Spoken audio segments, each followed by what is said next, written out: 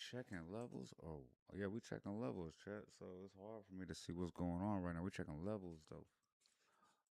We checking levels, see what's happening. We got story time tonight, man. 19 hours till tomorrow. First Friday, Las Vegas stream. That's wild. I gotta see what's going on with everything else. See if we in here lit right. Double check. See what we got going. All right, shouldn't be that at all. So let's get over here.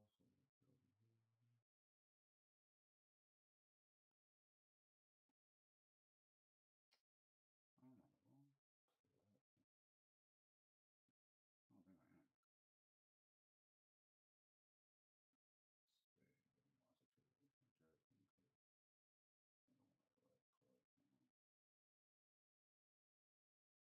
I don't think I am. Maybe I'm not. Oh, shit, I've been on a different platform. Okay, good, good, good. I've been trying to go on a different platform. Okay, I'm tweaking. Okay, good, good, good. I want to be on the other platform anyway. That's what's up.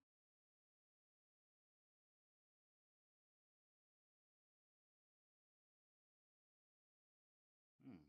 It don't say I'm live. What the hell? It don't say I'm live. Hold on, chat. Give me a sec. We're trying to get this shit together. You know what I mean? So we can get this shit right, man. I just gotta, like I said, get this shit together. How do I check this? First off, let's check Twitch and all that, man. See what's up with the levels, cause it says everything's right over here on our end. Yup. I hear me decent. Yeah, see? Alright. So with YouTube, man. Okay, let's go ahead and turn this down a little bit. I could turn my vocals over there. We decent. Let's check Kick. We over there at Kick, man. Let's double check.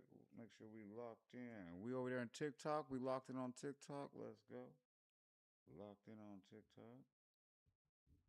Let's see if we locked in over here. Oh, yep, locked in on Kick. Locked in on Kick. Let's go. Now we just gotta check this YouTube one time. We're supposed to be on NT World.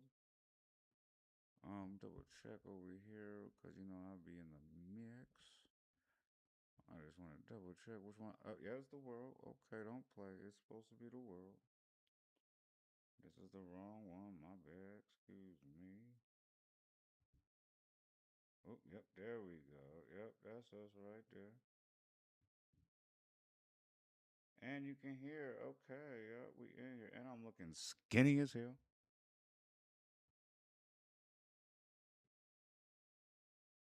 Okay, so let's go get this shit then. All right, bet. So this is actually the first time that we have actually collectively started a stream in 2.5 seconds and everything didn't crash, burn, go crazy, mess everything up, and make me look goofy as hell. So shout out um, that. Let's just start off with the small things that have been working in our favor because that really makes me feel better. It really kills the whole momentum of a stream. Like I'll have a whole great idea, a whole segment concept, everything like that, and then I'll just come out of nowhere and be like, "All right, cool. Let me set it up. 30 minutes. Put the laptop, everything together. Um, what's it called? Get the mic right. You know what I'm saying? Get the lighting right. But speaking of lighting, I don't think I got the lighting over here. I think I'm supposed to grab that. Then get the chat, everything, the mics, everything, boom, boom, boom, and then I'll turn it on. All of a sudden, it'll be like, oh, I have echo over here. I don't know what's up with that. Or then I have this over here. I don't know what's up with that. The chat's not hitting. I don't know what's up with that. Like that shit. Let me move this. That shit annoyed me. All right, like, and oh, and the worst part about it all, well, maybe not a worst part, but a part that's just part of it. I'm just a perfectionist. Like, it's crazy. Like, if I don't have it like all the way right, I'll be like, fuck it, I ain't doing this shit. Like, no, we done. We cool. I'm good. Like, so anyway, I like to say that this is the first time I decided to do story time on all my platforms, including Twitch. Like, I'm sorry, including TikTok. Like, this is the first time I wanted to include my TikTok followers because I drop a lot of content on TikTok. Um, I drop a lot of content on TikTok about things that are going on in society, things that are in hip hop media, like the Corey Holcomb shit or things like that. So what I decided was, God damn, my hair look crazy on every angle. That's funny. No, but I was saying what I was trying to do was actually just give y'all a bar of me, a piece of me, so you guys understand like why I have the take I have, why I have the thought process I do, why I even have the knowledge enough to even have the foresight to assemble the content the way I do. Like to even I'll give you some great examples in a moment, but let me go ahead and grab the rest of the parlay party situation, man, and give me how to say. I'm gonna grab these lights real quick, and I'm gonna see if I can play this because this is my shit too. Don't play with me. No, so we're gonna switch it back up. We always try to play with you on here, but it's cool as long as you're smart enough to see what they're doing. Be right back, bro. Hold on, hold on. Play this. I need some lighting real quick. Get my hair right. You feel me? Get my drink a go. Bro, I got the situation with the smoke. Okay, we here.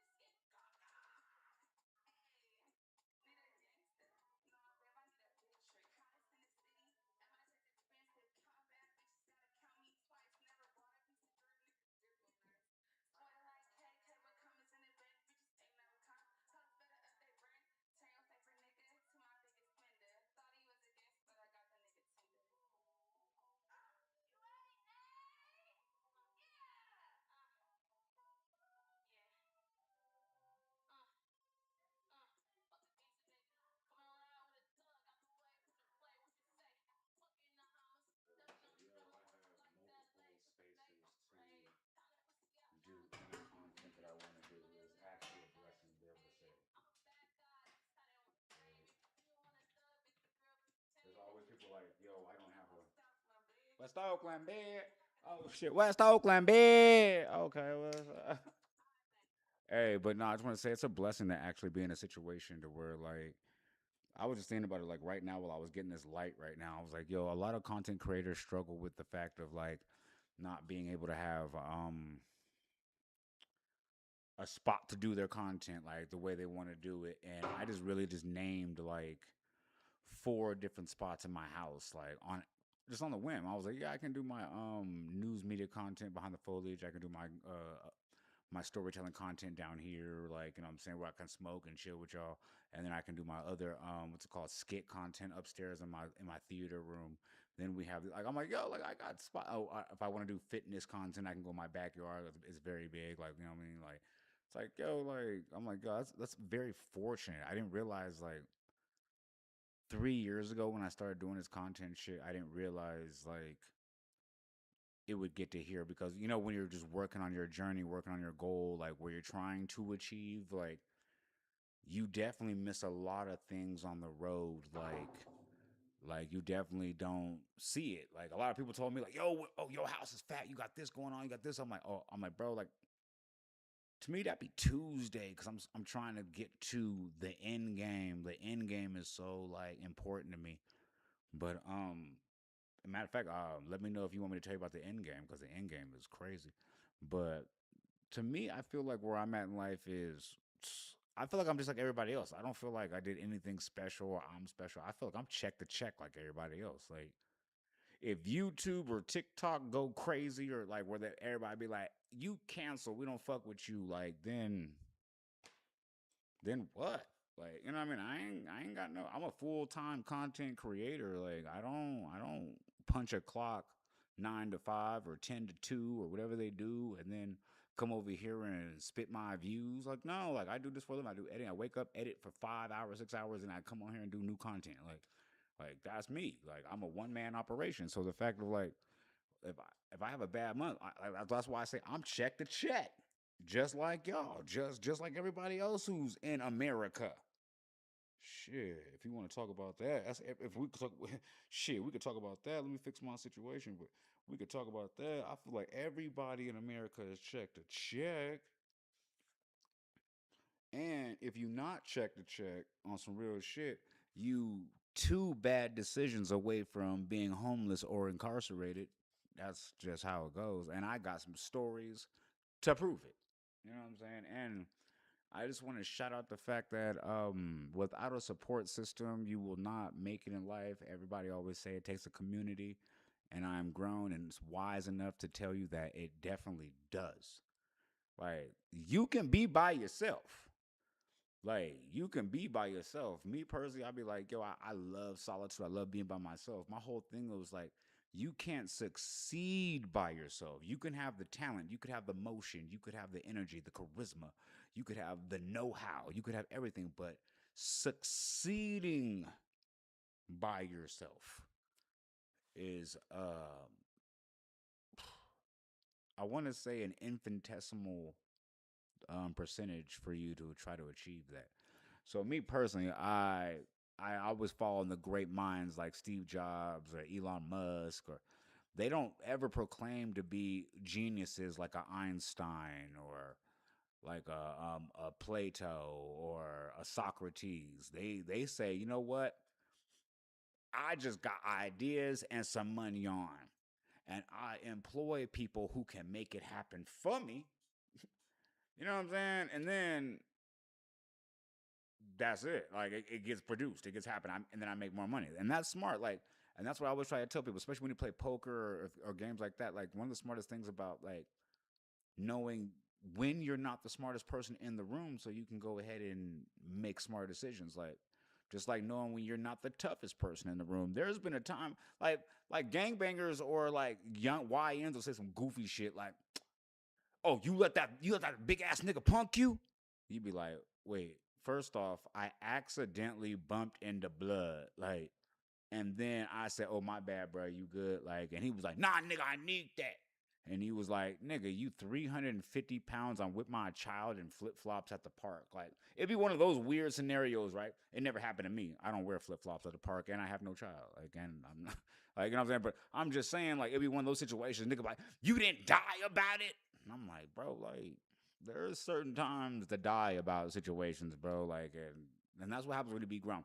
So, short story short, that's why I'm telling y'all these short story scenarios and things like that, so y'all can get to know me. Because, like I keep telling you, like I drop a lot of content. You guys don't understand like why I even have the perspectives I have, why I have the views I have, why I even have the clips that I even have, why I even have the perspective that I do have, and that's because the life I've lived, the things I've gone to, perceived, and like I can tell you this whole like I haven't reported anything about this whole Ben 10 situation because I already know I'm waiting for the JR sorry the J Prince Rico.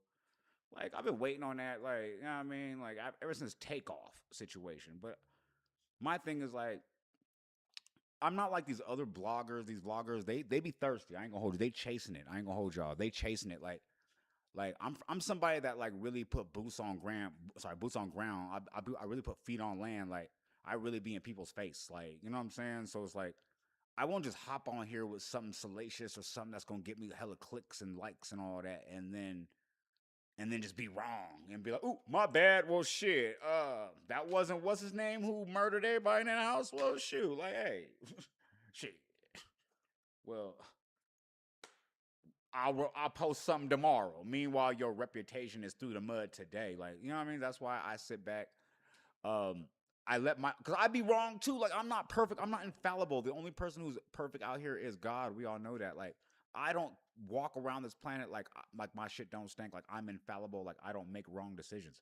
Like, or have a wrong perspective. Everybody can have one. Like, you know what I mean? Like, or this is something crazier when I started doing content that I definitely had to come to terms with that two or three things can be right at the same time. I can be right, you could be right, somebody else could be right.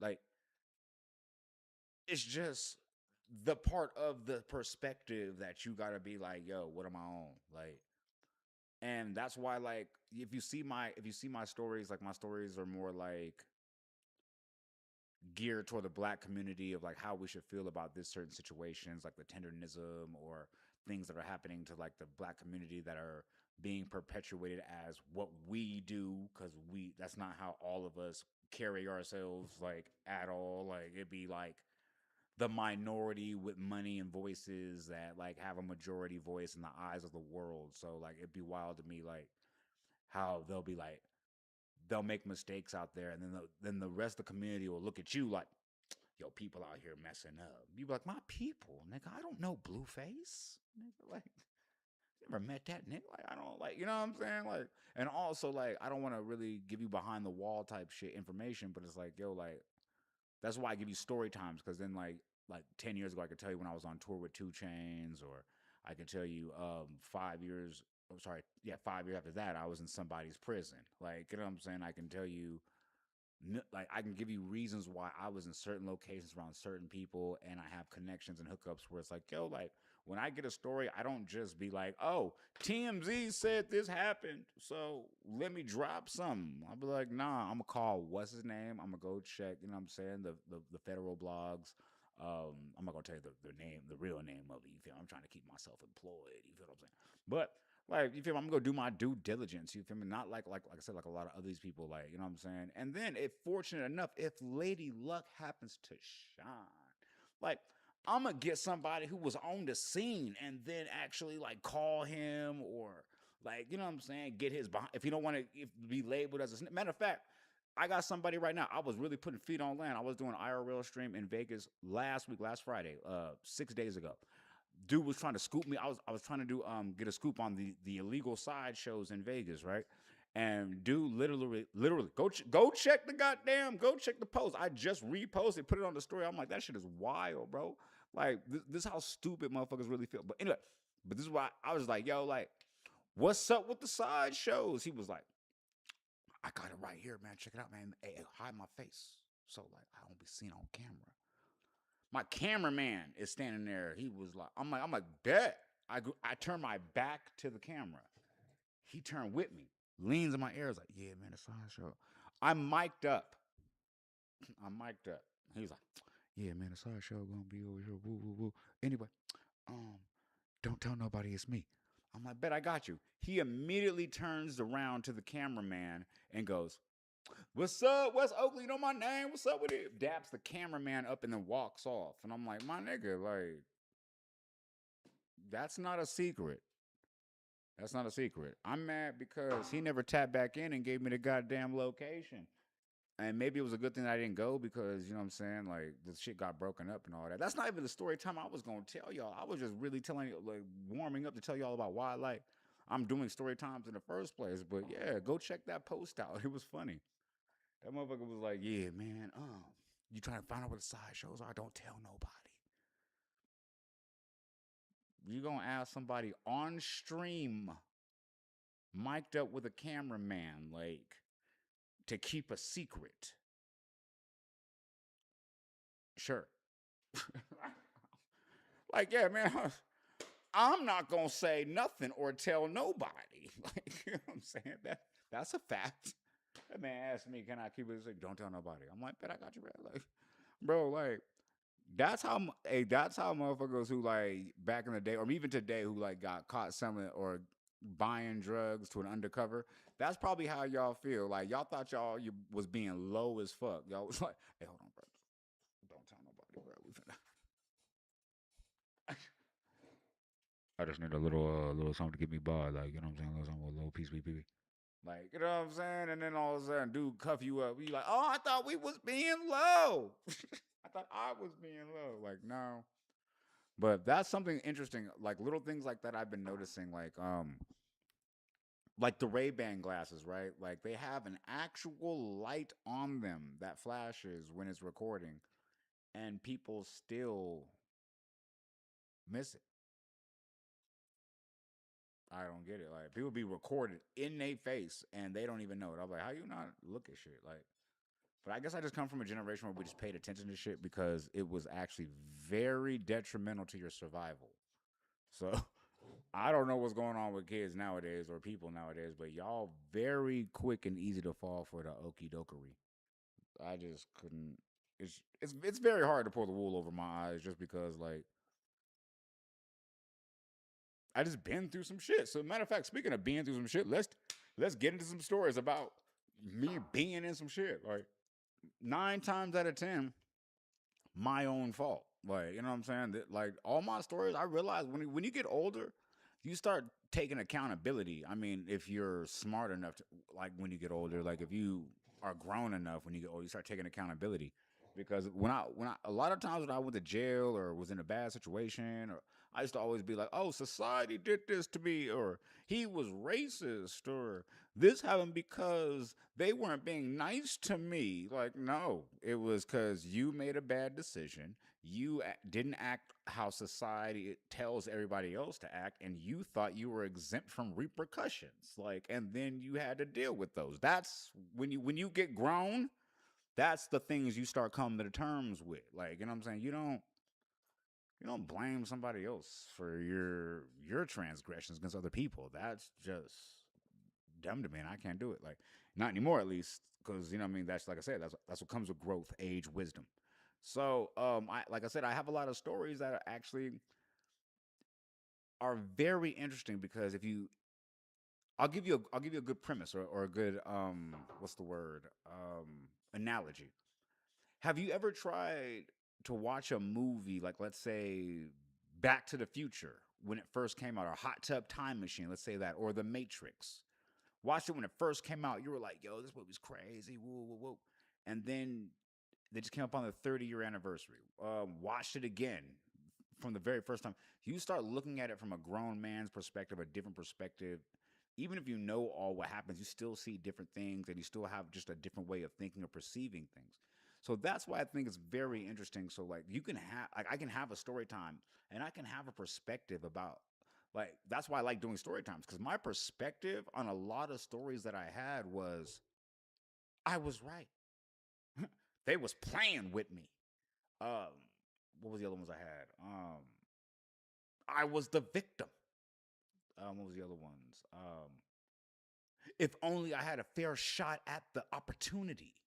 Like shit like that. Like, and then when you actually sit back and then you analyze your perspective, the other people in that situation's perspective, the life and times of society around you in that perspective, like you know what I mean. When you start analyzing everything, because like I said, Heinz. That's why they say hindsight is 2020, because that's when you actually, you know what I'm saying, get a full scope and the ramifications of everybody's actions, but mostly yours.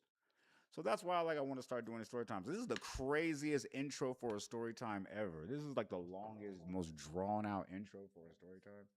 I apologize for holding y'all like that. Like I should have just came on here like them other like podcasts and been like, check it out, man. I got story time because I'm a real nickel. Real nickel right here. Got story time, real nickel. Like probably should have said some shit like that and like then be like, yeah, then check it out, right? When I fell out Poppy boat with 30 bricks, right? That was the first time I got introduced to the drug game. You'd be like, whoa, yo, what? Like, I mean, nah, it ain't like that for me. I ain't sorry. Like, it didn't happen like that. I was 19 when I got the 36 bricks from Poppy. Like, there was no, there was no bricks. The only bricks I had was, I don't know, hard times when you hit the bricks or some shit like that. I'm just checking the chat right now, man. You know how we rock out with that shit in IE. Okay, cool. So, like I said, that was the craziest intro that you could ever possibly have for a story time. And I apologize for being drawn out. But if you can already tell that's how I'm doing story time, I'm sorry, if that's how I'm doing intros, and that's how story time's gonna go. So let me go ahead and get myself something to drink because I'm getting dehydrated just from the intro. And we're gonna get this story time started, man. I actually got some interesting ideas, some interesting stories that probably can help you understand why I talk and think the way I do. Like, so yeah, I'll be right back. Let me get something to drink. Yer. Yer.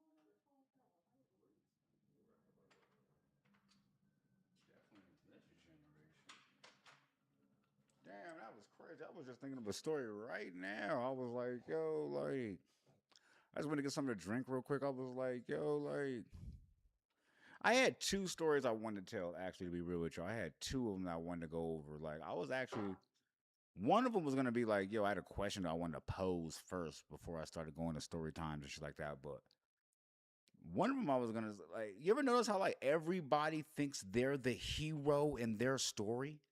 You ever notice that? Everybody's like, yo, I was just trying to mind my business and go to work and then this happened and I had to do whatever. Like that's everybody's perspective when they tell stories. Like I was just trying to, but I'm actually over here thinking like, yo, like I'm actually taking it to a step further when in my thought process about stories, things that happen. But I'm over here thinking like, yo, like, is it possible I'm the villain in a lot of other people's stories and timelines? Like, I'm not talking like Doctor Doom status or no shit like that, but like no Thanos, but like, you know what I mean? Maybe like a petty thug or one of them niggas that Batman or Spider-Man had to wrap up real quick with a or one of them batarangs, like one of them petty thugs, like they had to leave upside down for the local law enforcement. Maybe I was one of them, like, you know what I mean? Like didn't have a Joker to get underneath or you know what I mean? Was that Shredder to be a foot soldier under, like one of them type of situations. Maybe I was like, but sometimes I started thinking about shit. I was like, maybe there's been a few occasions I was somebody's Thanos. Like, you know what I'm saying? I started thinking about little shit like that because nobody's always the hero of every story that happens in their life. Like, you go through interactions. Sometimes you're the victim. Sometimes you're the antagonist. Sometimes you're just the aggressor. Sometimes you're a victim again.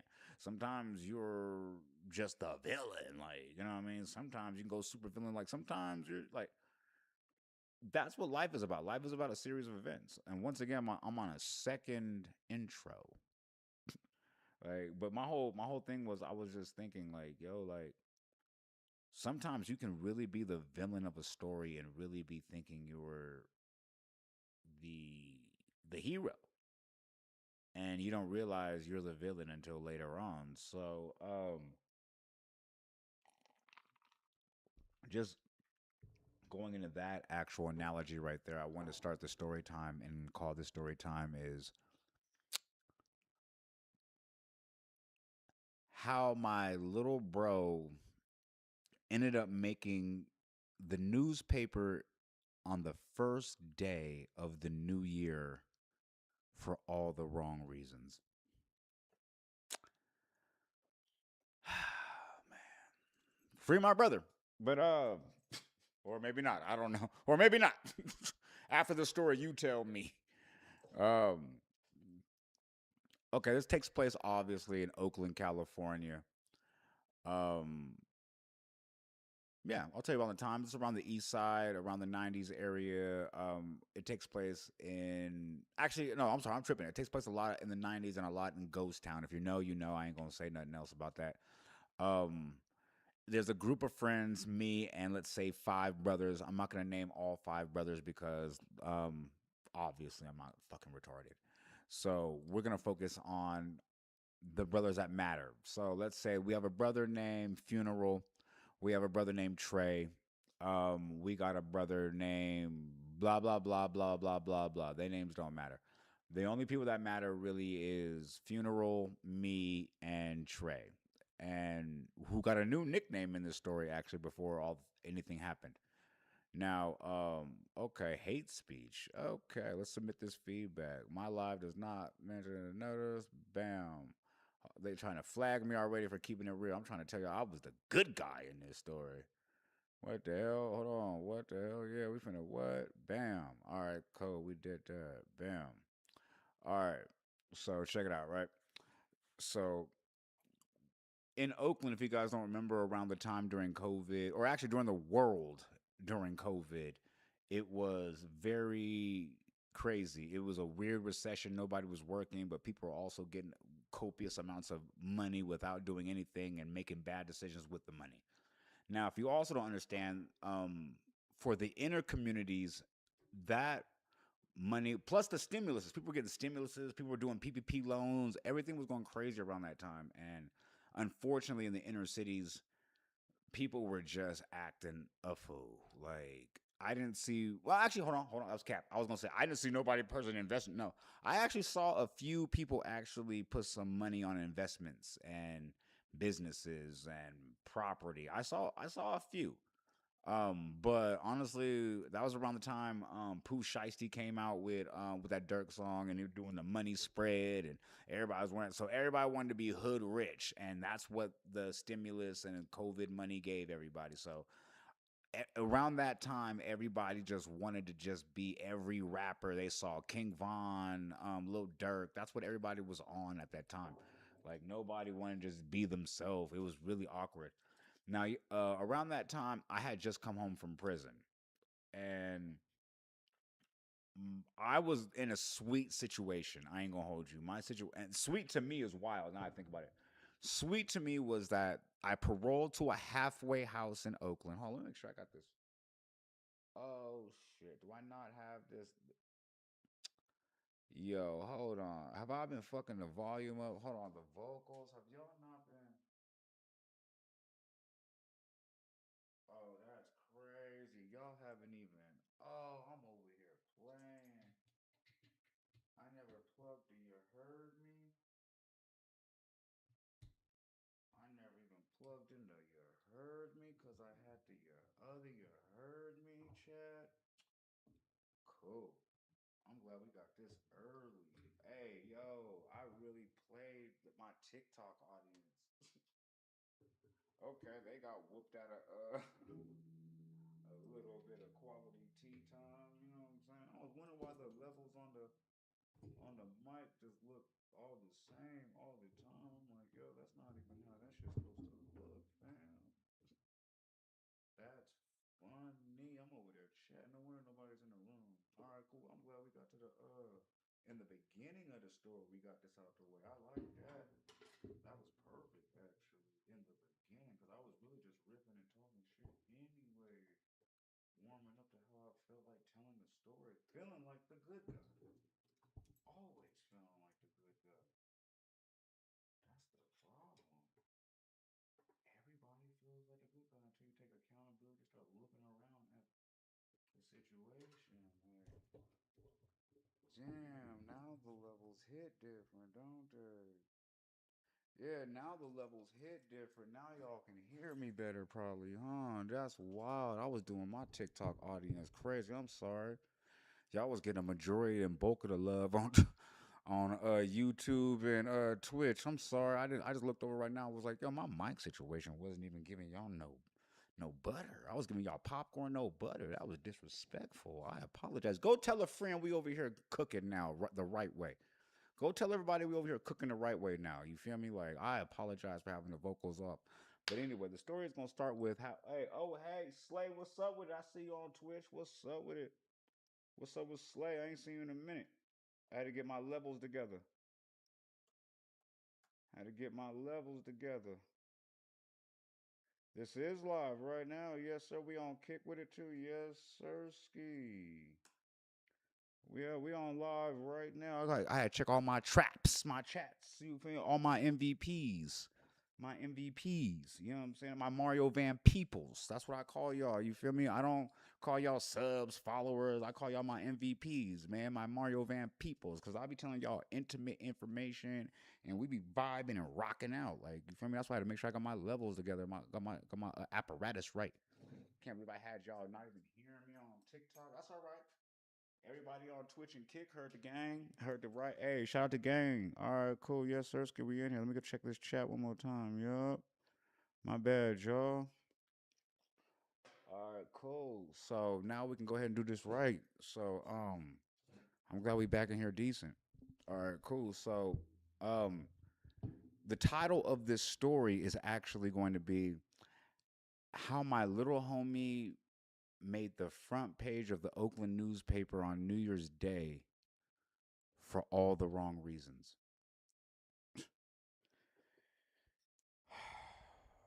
Y'all ever notice I do that little laugh thing, like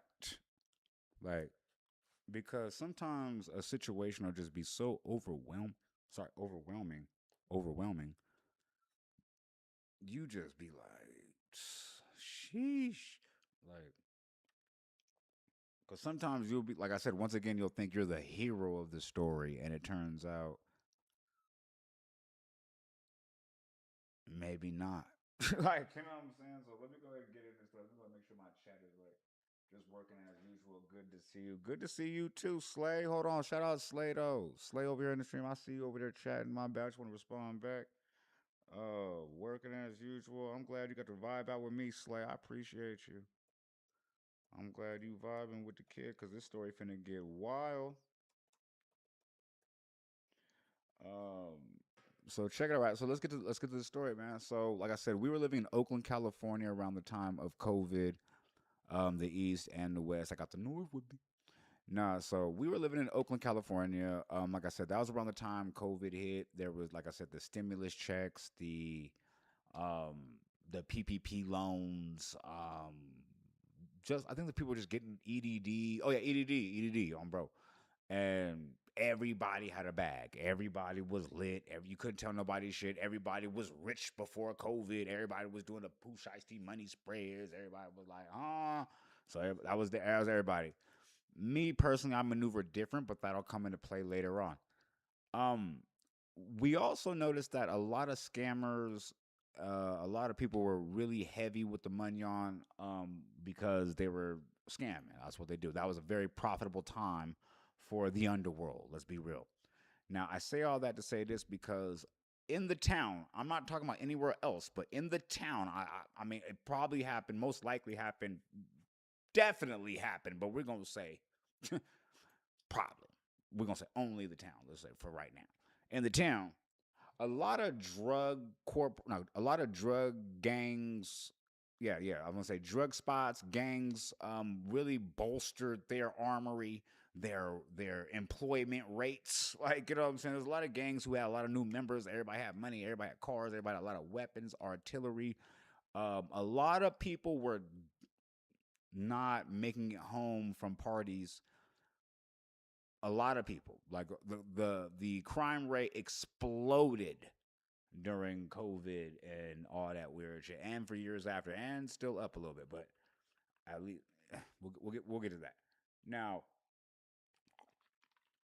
I said that to say this. Around that time, I gotta stop putting my foot on this. I ain't gonna lie, it's too loud. It's annoying shit at me. But around that time, like I said, I was coming home from prison. I already went to prison. Let's say for not let's say what happened was I went to prison for a robbery I didn't commit. So I came home after doing my little time on not snitching on the actual individuals. I came home, was on some like, yo, I want to get my life back. I want to get my life together. I'm just trying to straighten up. So I actually, instead of paroling back to the neighborhood I grew up in that was just so grimy as well, my only other option was paroling to Oakland.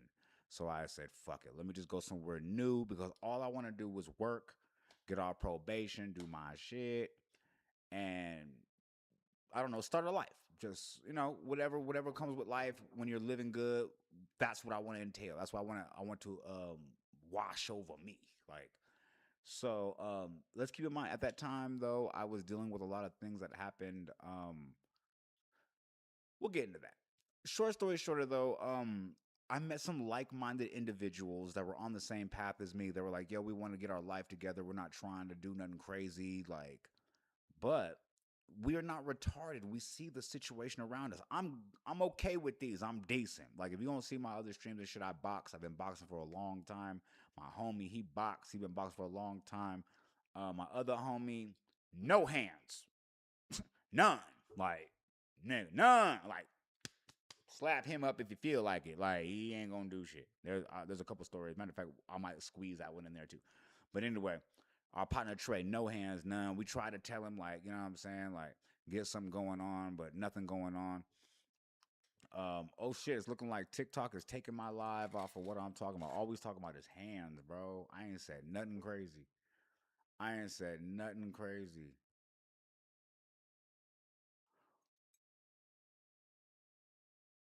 What?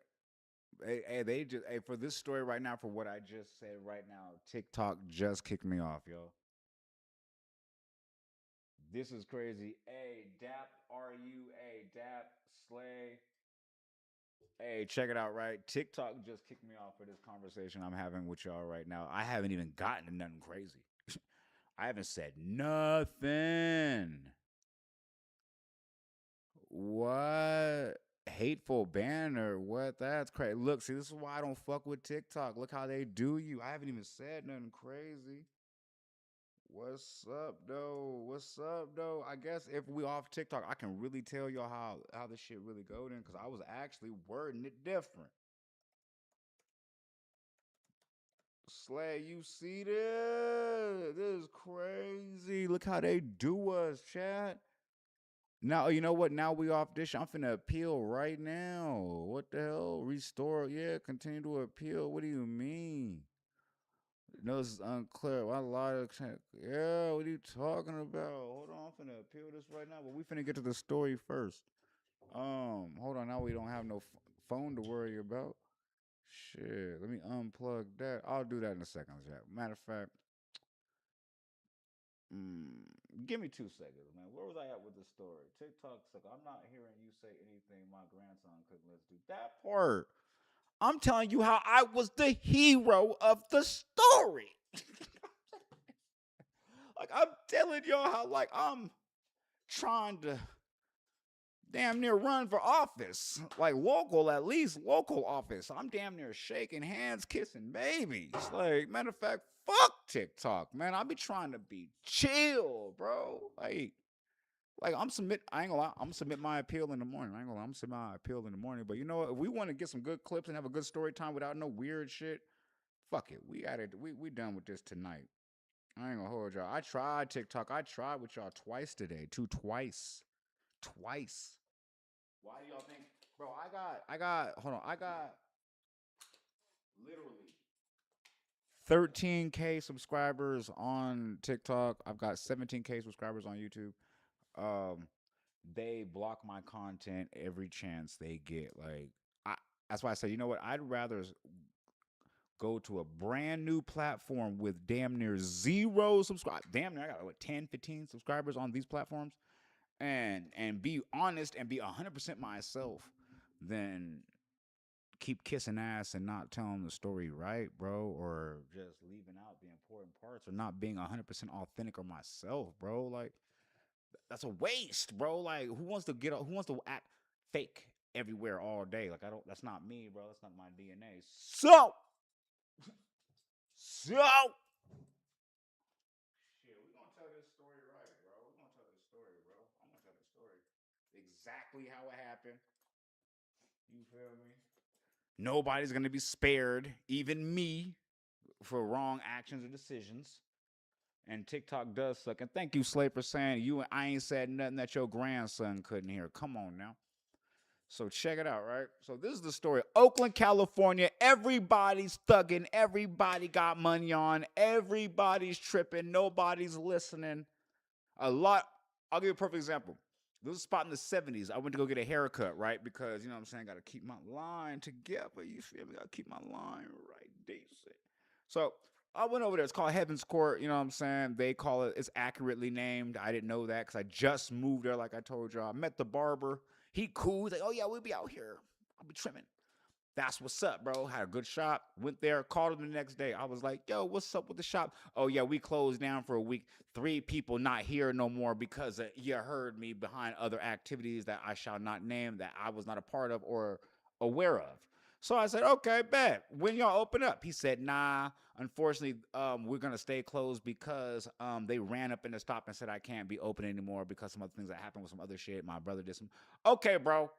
Look, I just moved here, bro. Look, hey.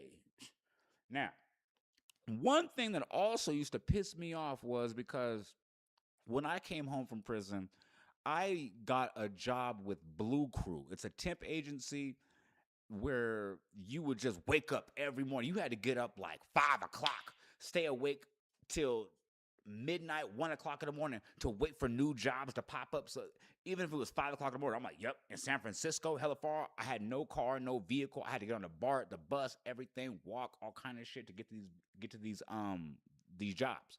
So like, but I was on everything. I made sure that I worked at least 40 to 50 hours a week coming home from jail. I was not on no doing crime. I was not on that. I was on some like I am rehabilitated. Prison sucks.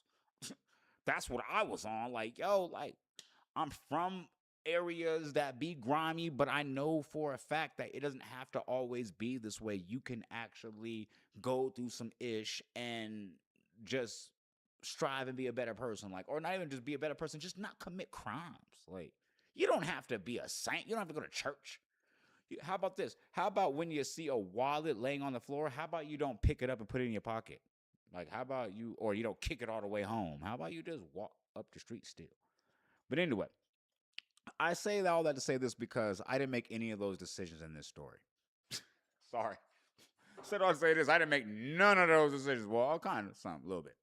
But anyway, around this time, right? We are in, like I said, this is Oakland, California, bro. I have literally seen two of my partners get stripped naked, robbed, completely crazy. I've seen other people lose their life, unfortunately, not for circumstances that were within their control. I just seen a lot of situations, and at the time, I was homeless in a lot of parts of these stories. So in this part of the story for this time, I think I was at a halfway house for most of the story, but partly homeless because the halfway house would kick you out sometimes if you didn't follow their rules in hopes of your parole officer violating your parole and you going back to prison. So it just sucked because I had a great relationship with my parole officer because I was the only one on his caseload with a job. So like he was like, yo, like, what is he doing at like he's like, what is he doing that is violating the restrictions? They're like, oh, he's coming home late.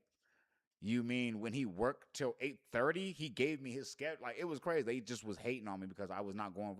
Well, they was hating on me because in hindsight, once again, in hindsight, they was hating on me because of this. I got a lot of this. That's it's just real.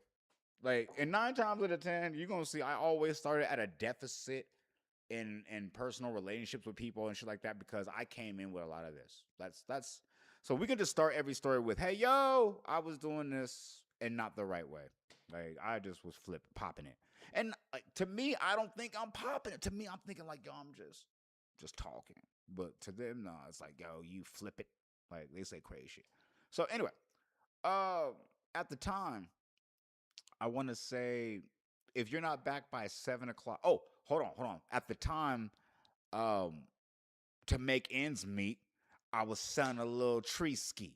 Like you feel me? Let's just call it the tree ski. You know what I'm saying?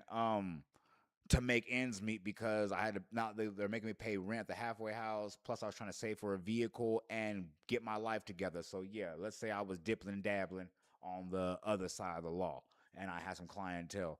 So I want to say after being in the halfway house for about 3 months, I went and bought me a little 90. I think it was like a 95 Lexus G100 GS something like the foe. I think like just trying to just act like I was doing something even though I wasn't. Like you know what I'm saying, but I bought it and I thought I was whipping around the town with my other partners. We fresh, we over there getting our little situation off. Like you know what I'm saying. But anyway, and I was still working 40 hours and some change. So like my thing was like after work, I go do my situation, come home. You know what I mean? So I was over there trying to get right. So they knew what was going on, but they could never catch me with anything because obviously I had a vehicle now. Like I would just leave some certain things. Like no, I had to tuck spots. Like I thought I was outsmarting the situation, and that's a lot of times where you'll see where I always failed because I thought I was outsmarting situations.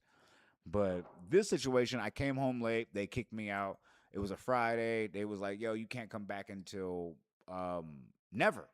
Like, but this wasn't the first time they did this. So I always had the same plan I would always do. I get kicked out on Friday and be like, "Yo, hey, it's the weekend. I already have a vehicle.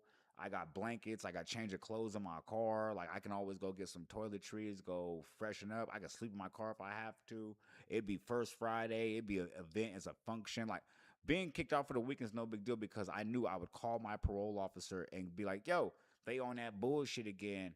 Like you need to get me back in there." And he would call their boss, and then they would let me back in because I'm the only one with a job. So like I played on that a lot. Like you feel me? So I knew I had a certain amount of leeway to play in a lot of circumstantial situations that I was in. Circumstantial or alleged. So I say all that to say this: on this alleged Friday night, the whole gang is outside. Not my people, like at all. My people are still in halfway houses, and some I don't even know yet at this time. But Trey comes into the picture. Trey's a young gentleman with dreads. Got a great personality. I just know, like, yo, you're not for these streets, bro. Like, you're like me. Like, I never thought I was made for these streets. I always thought that I was really just given some hard choices in life and didn't make the right decisions and ended up in these spots, or um just always, I felt like 90% of the situations I was in was because of me. Like, you know what I mean? So like sometimes you just have parents always fucked up no matter what. You can't get out. Like that's true too, but I feel like if you look hard enough, there is opportunities, things that happen in life that could have got you if you looked and wasn't blaming yourself for your circumstances.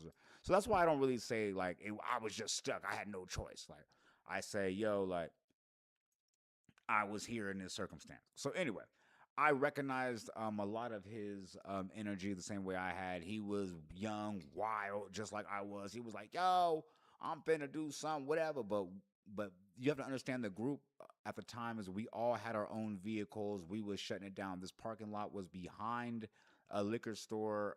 I had my own vehicle. I'd slap music and sell my situation. The other people's name was Money, RP Money. There's another story about him later.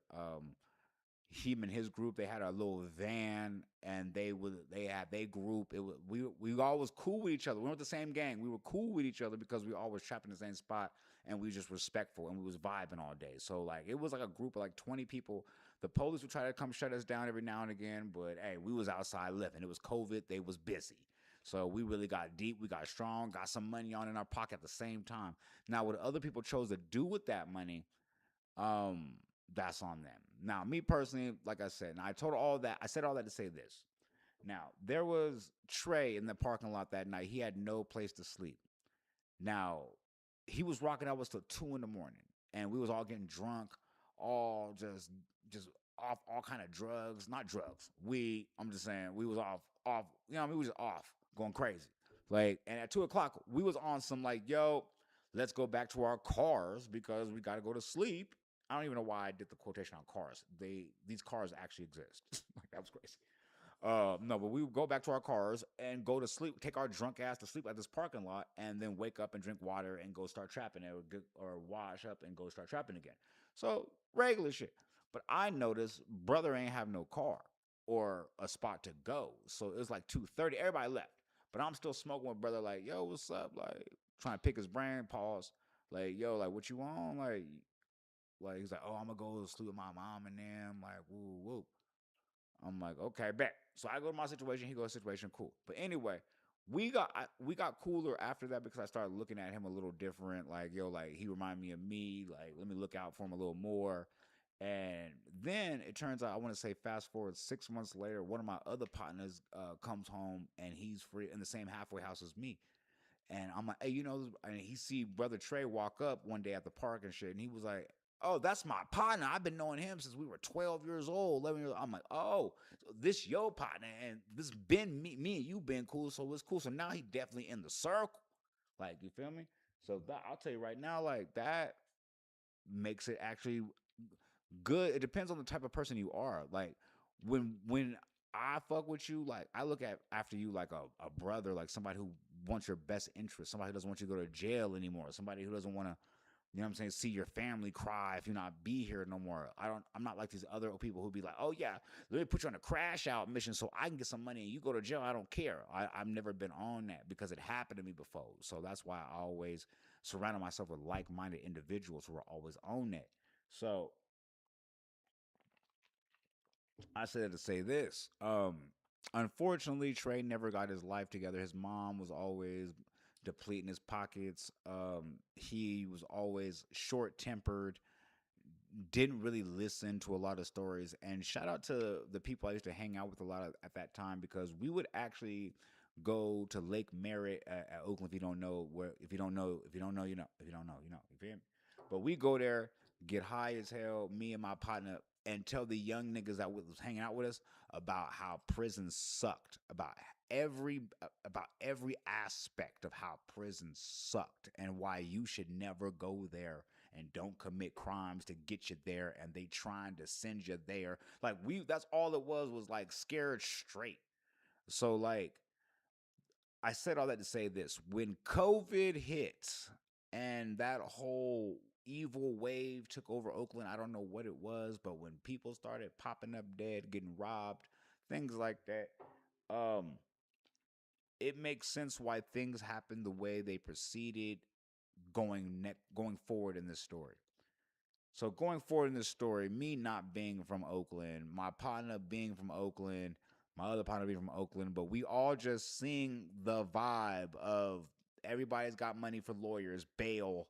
Like we've seen people unalive people and then get arrested, bail out, unalive somebody, get ankle monitored, do it again. Like, feel me? Like money talks, especially in a downtrodden city like Oakland. So like we were just noticing that, so we was like, "Yo, we gotta just protect ourselves. We gotta get straps. Like, you know what I'm saying? We gotta get the you feel me? It's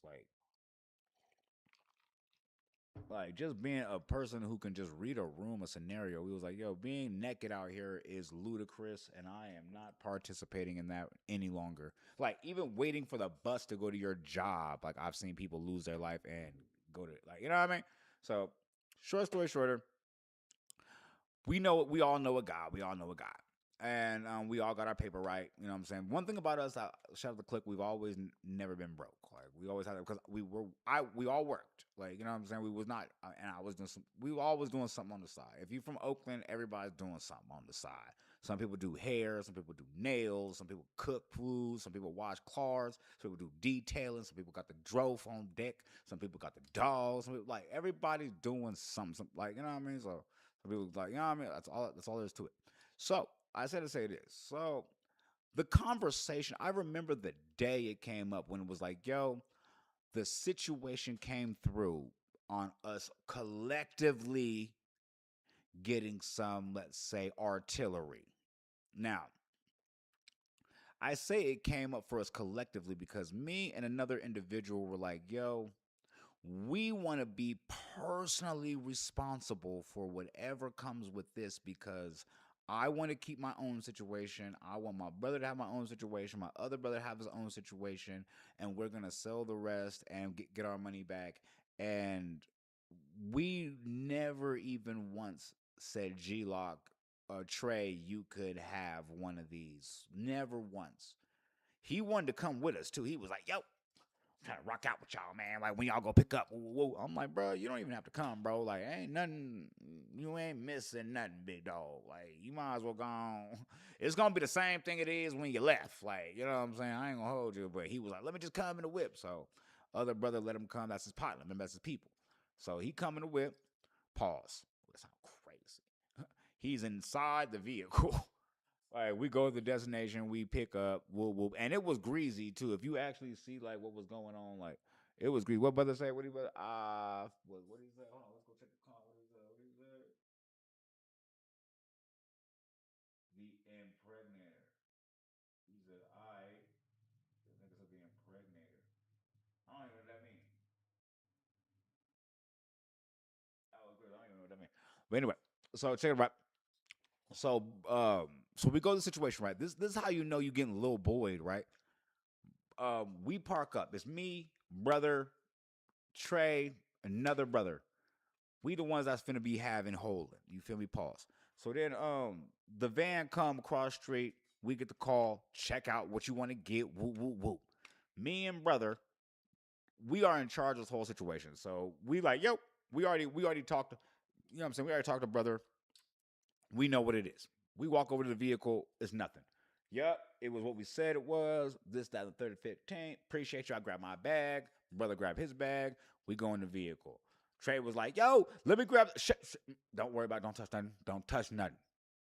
We can't have your fingerprints on nothing. Like, you feel me? Look crazy. Bet. We go back to the spot. I immediately, this me.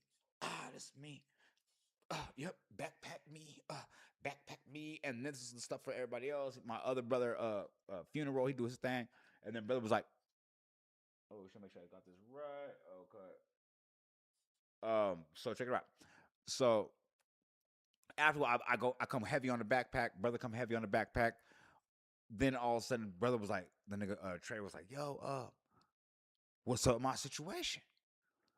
And I was like, brother, and then funeral looked at me, and then I was like, yo, look, let me have a conversation with brother myself. Like, you feel me? Let me holler at you. So I pulled brother to the side. So I was like, hey, brother, like, I'm gonna be real with you, bro. Like, you remind me so much of me when I was younger, bro. Like, except you're missing a lot of attributes that like I didn't even realize I'm glad I had, because if I didn't have these like you, I'd be probably in some man's cell right now for the rest of my life. So like I said, no, brother, like you can't get nothing from me at all. I'm sorry. Like it just is what it is. And that was in the conversation. I walked off, got in the car, left. My homie funeral has the same exact conversation with him. He walks out there naked, nothing. You feel me? So that's just what it is. It's been about a month go by, no problems, no alt. Oh, there's one problem that happens. Random as fuck. It's got to be 1 o'clock in the morning. Trey called me. Yo, they on my ass. They want to do me. Pause. I'm like, where you at? I wake up out my bed. Where you at? Like, don't at this time in the town, like people are dying over nothing. And to be honest, we outside doing a lot of weird shit. So I'm immediately up. I'm in the car. He like, I'm over here on such and such. I pull up. Whoop, I hop out. I'm heavy. Like, you know what I'm saying? I pull up on a situation. It's a dude in an all shiesty ski mask, all black, you know what I mean, jacket black, you know what I mean, bubble coat, jean black Air Forces. Like we know what time it is. Like we know what time it is. So I walk in, I'm immediately clutching. I walk up, I'm like, what's up, bro? You good? What's going on? You good? What's happening? What's happening? What's happening? Like, what's happening? Bro was like, he talking crazy. He want to do something bad. I'm like, he by himself? He said, yeah. I said, what you mean, bro? I look at the dude that he's in an altercation with. I said, bro, like, what's up? What's going on, bro? He said, let me holler at you. I said, yeah, what's happening? He said, your little brother ran off with some work, ran off with some money from me, was disrespectful about the situation. I don't even want my money back or the situation. I just want to fight him. I just want to fade because I feel disrespected as a man.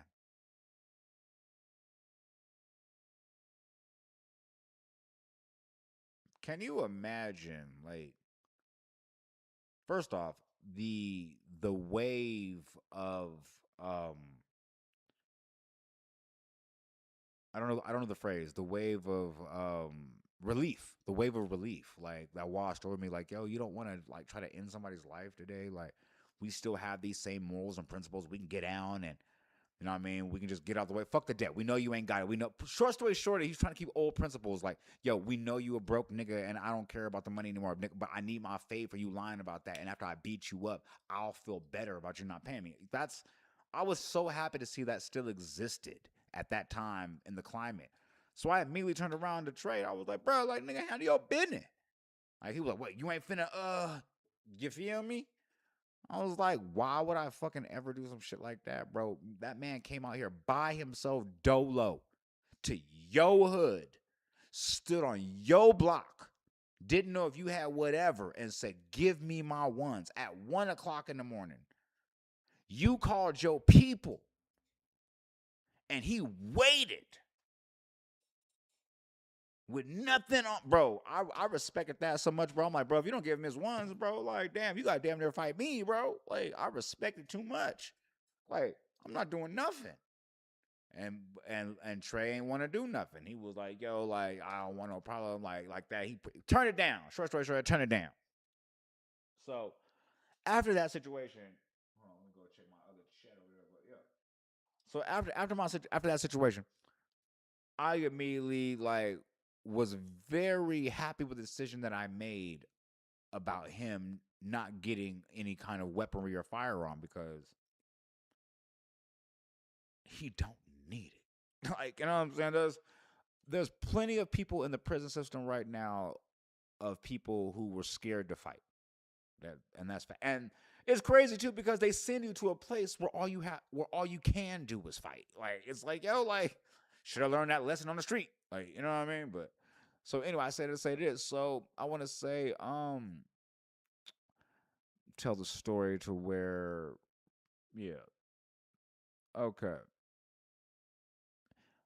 See, so this was around June. So I want to say it's around November.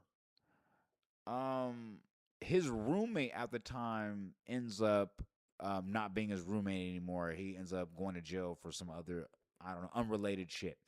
So now he's homeless again, but he's been selling a little some. He's got a little jag. He outside, like you know what I'm saying. He effing with the powder now, like you know what I'm saying, with the white stuff. Like we wasn't there for this because at that time I actually met my future wife and I moved. Like, you know what I'm saying? I moved out of Oakland. I wasn't even around. I was just telling niggas like, yo, call me if you need advice about shit, if you wanna like smoke and just catch up on life. Like, you know what I mean? But as far as hanging out in the trenches, I was not on none of that. So I was gone. Um, but and I wasn't even there for this. This is what I heard from people. Like, you know what I'm saying? Like he was outside doing this. So fast forward. I guess now that he was homeless, he was on that Tony Montana. He felt like he was untouchable. Nobody could tell him nothing. He was just that man. So the people that we knew him, like the person I even knew him through, like cut him off. We didn't talk to him no more at all. He didn't talk to us. He was like, "Yo, I'm getting money out here." We were like, "All right, bro, if you say so."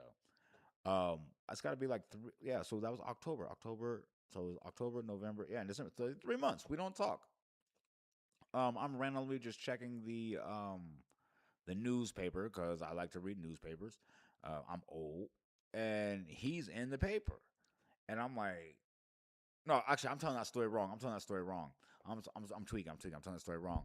Somebody called me and said, "Yo, have you seen the paper?" And I said, "I do. I'm old. I usually get it, but I didn't see that. I had to go check the bay shit. You know what I mean, with the crime blotter type shit. So I had to go check that. So he was in the paper for actually ending somebody else's life, like on New Year's Eve, like literally like 5 minutes after the ball dropped. Like, and it was the dumbest, stupidest way to do it and it wasn't even anybody who was like deserved it. It wasn't like no op situation. It wasn't like you was disrespected. It was just you were young, stupid, almost lost your own life trying to do it by your own hands. And when I read the whole situation, because you know me, I do crime content, so of course I just randomly checked. You know what I mean? I got the paperwork. I was like, it was depressing, like because when I saw the paperwork, that was the very first thing I thought was, that's literally why we never let you hold nothing. I thought I was literally being the hero of this story. Like, don't do that, bro. I'm trying to save you from losing your life or from you, you know what I mean, taking somebody else's on accident. And I just walk away trying to get my situation together. And it happens. Like, so it's like, yo, like, you can't be the hero of every story, bro. Like I said, you're not the hero of every story. Like that's what I'm trying to tell you. You're not the hero. You can't be. Like sometimes you're the villain. Like because maybe like if I would have let him do whatever the fuck he did earlier, he wouldn't have lost. That other person wouldn't have lost their life. Maybe somebody else. Like you never know how life would have worked out. Like it's crazy, man. Like shit be sad, man. We're at a time in life where people are losing their lives for no. Well, not a time. It's been like that. Like people just lose their lives for no reason, man. Hold on, I gotta roll something up, and then we can go ahead and get up out of here. I got another story too. Shout out to the correctional system that has everybody in these stories, because if you went, I don't think I have a story where anybody went to jail that shouldn't go to jail, to be honest with you. I wish I had.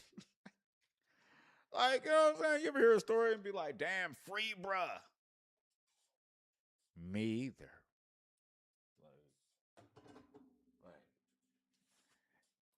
Like, nah, I don't. Like, if you ain't the homie, like, you ever had that homie where you're like, yo, like, right or wrong, bro? Like, you my partner, right or wrong? Like, and then some wrong shit happen. Yeah, you still my like. I'll give a perfect example. I got a partner named King Cage. I got a partner named Kincaid. I forgot. Like, love you, Kincaid. Like, you are my day one out the mud. Go back like faux flat. Oh, like, you know what I mean? All of that. But 80% of the situations that you be in, you be wrong. Like, dead ass wrong. Like, and I'm with you. Like, that like Kevin Hart said it best. If you my best friend, your bullshit is my bullshit. And I just, as a cancer, that's just me. So I say that to say this, like, you can be wrong and I'm still with you. But also, if you wrong in a situation, I'm gonna address you privately, like away from company, because I got respect for you, because like I said, you my people. Now in public, you you be drunk, belligerent, whatever. You can be whatever, it don't matter to me.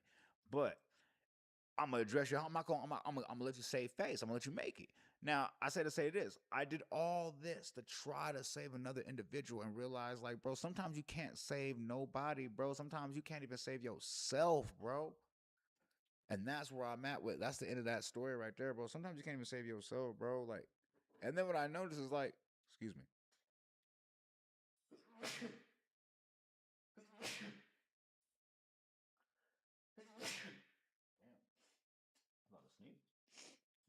Like, I be realizing, like, my heart beats so genuine, bro. Like, and then I realized, like, we live in a society where, like, people take that for weakness and think they can just get over, like it be little shit, right? I'll give a perfect example, right? Hold on. I'll give a perfect example, right? It be little shit. When you realize you are the smart one. Yeah, when I realize I'm the smart, I know I'm like, yo, I thought I was, but you be the villain in somebody else's story. Like, but I'll give you a perfect example. Like, oh, should I had an example? And then I saw the weed. I was like, ooh, ooh, ooh, ooh, ooh, ooh, ooh. You know you got that good. You start hitting that Bobby McFerrin. Shout out Bobby McFerrin, yo. Like, if I, hey, if you see the dro, and you immediately, ooh, ooh, ooh, like, yeah, that's the next level. I was telling a gangster story, immediately broke into the Bobby McFerrin. Like, trust me, like, oh shit, it's not that deep. Hold on, there we go. All right, bet. I'm going. We don't roll all that too. Hold on, that's a little much. I'm like, hold on, Wiz Khalifa. I like when white people. I ain't gonna lie. I'm gonna actually have maybe a series where I tell you like the racism that I will tolerate. Like, like some racism be funny to me. I ain't gonna hold you. Like the racism I will tolerate. Like when I walk into establishments or some shit and they have no idea who I am, but there's a cameraman, I'm wearing like designer, and people are just staring at me trying to take pictures and shit. And then somebody be like, well, hold on a minute there, Snoop Doggery. And you'd be like, all right, bro. Like, sure. But yeah, man, this is story time still about how you could be the villain in somebody else's story thinking you're the hero. I got another story. Hold on. What's the other story I had? I had some story. I had it written down in my little note situation, but I feel like when I look at the notes, then I start trying to go off the notes. I want to tell the story just off the hip. Like, and shout out Heather, by the way. Hit me on Snap. Came from YouTube and jumping on Twitch because Twitch they know as we keep it authentic, and we don't get banned by Twitch or you know what I mean. YouTube usually be doing the banning too. I ain't gonna lie, but shout out y'all, man. We on YouTube trying to do this right, man. And but yeah, so I'm trying to roll this weed up and actually talk into the mic and actually make sure I don't spill anything and actually keep the conversation still rolling. So when I think of all those things I just said, I want to say shout out to piano players. Like there's no reason I should be able to complain if y'all doing what y'all doing. Playing the keys, hitting the actual tone inflections on the foot pedals, singing, and remembering the song. Yeah, yeah, y'all go crazy. Shout out y'all. I'm over here complaining about rolling weed and talking to a microphone. That's funny. Hey, did y'all ever see that? The last time Elton John was actually at the BET Awards when he gave that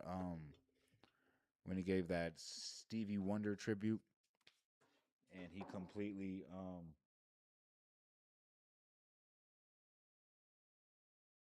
she said, "I'm your girl." Wait, wait, your other girl. That's a fact. If it's surely we've been rock. Yeah, we go back. You know what I'm saying?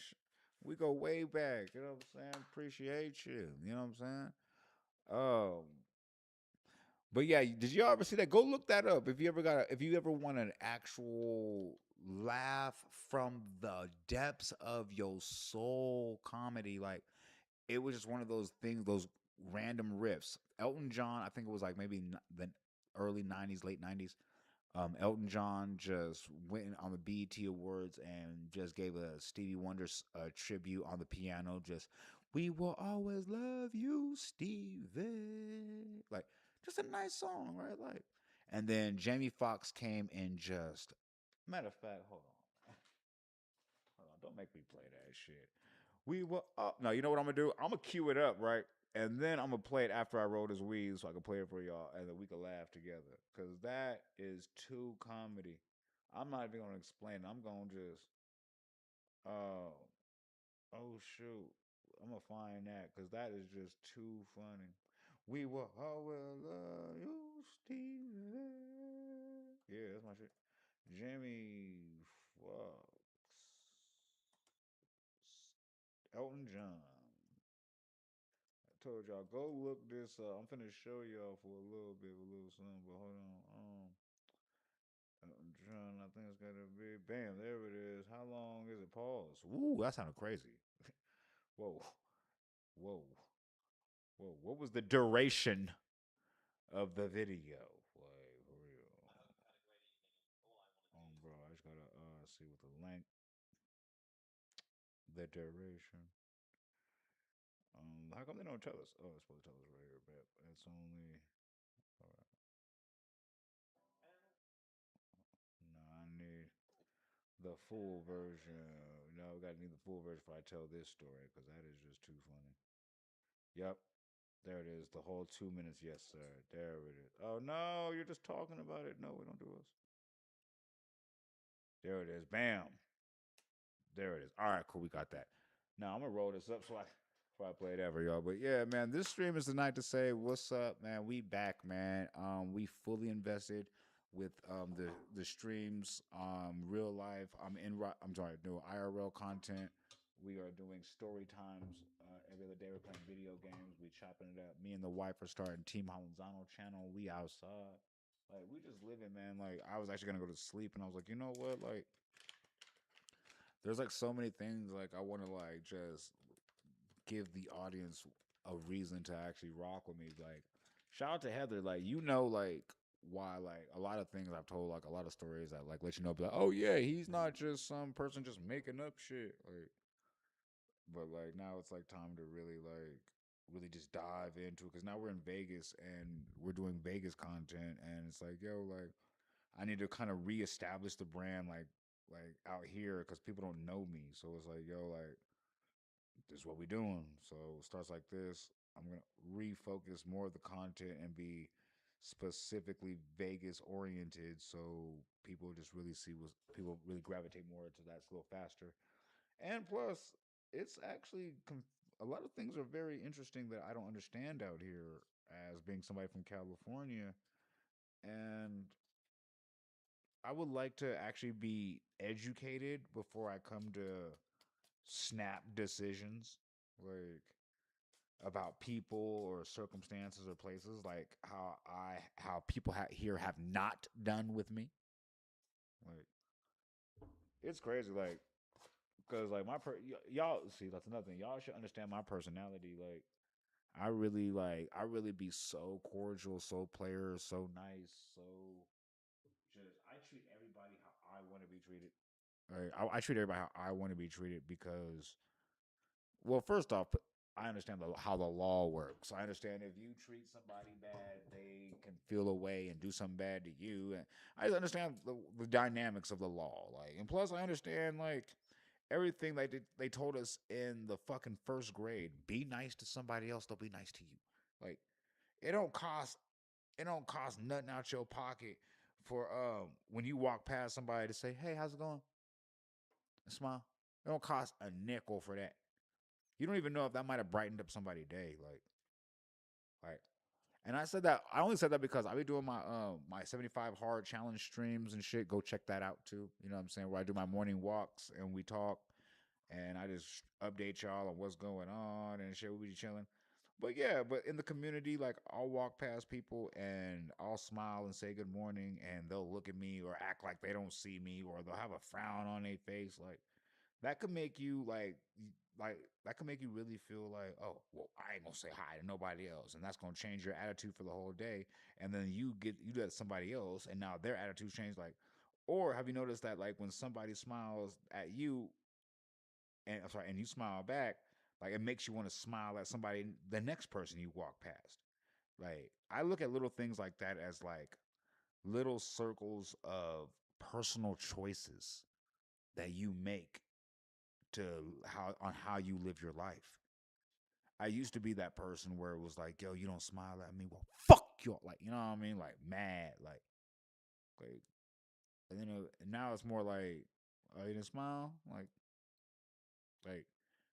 my day is good still. Like I'm living the dream. Like where I where I where I was just living a few years ago, people would kill to live here. Like on some real shit. Like people ask me like, excuse me, I'm gonna move this real quick so I do this right. When I was leaving the downtrodden neighborhood, people were asking me, "Why are you moving to Vegas? Well, what are you gonna do when you get the house and you sit up? What are you gonna do? What am I gonna do? Nothing, nigga. That's the end game, nigga. It's to get out the jacks. It's to get out of poverty. Like it's to get out of the police face. It's to always get gas and not have to go to a liquor store. Like that's all. That was it. I just want to change my location, change my view, so I could think a little different, get some peace of mind, like just have some fresh, like you know what I mean, just a change of perspective. Like that was it. They thought like they thought I was saying some shit like, yeah, move out the jacks, boost your credit score by 250. Like I didn't say any of that. I said, yo, I want to move to a place like yo, like if I'm walking outside at night, like, well, it looks weird because nobody outside walks at night in these neighborhoods. Like these are nice neighborhoods. Who's walking? Walking. We looking at y'all like, hold on. Even the black folk like, what you doing walking out here? We don't walk around. We got cars or little shit. But yes, I've seen your exercise videos. Pass your smile on someone. Someone will take it. Yeah, that's what I'll be saying. Like I don't let that affect my day or make me be like fuck everybody else for the rest of the day, yo. Because I understand. Like I be reading books they're like like I don't want to get down that road, but I've been reading books about like somebody named Fennel, who's in the Holocaust, the Anne Frank books, People who've been incarcerated in worse situations than I ever have experienced, and they talk about situations of personal power, of how they used inner freedom, or the power of personal choice, of how they feel or conduct themselves to give them back their own personal power. And we live in a society where everybody has an excuse to say that person made me mad, so I had to do this. It's like, yo, there's people who can't say that and still find joy in their struggle. And that's pretty much where I'm trying to at least elevate my own mental before I can j- tell anybody what to do with their life. You know what I'm saying? Excuse me, I need a napkin so I can blow my nose. Excuse me.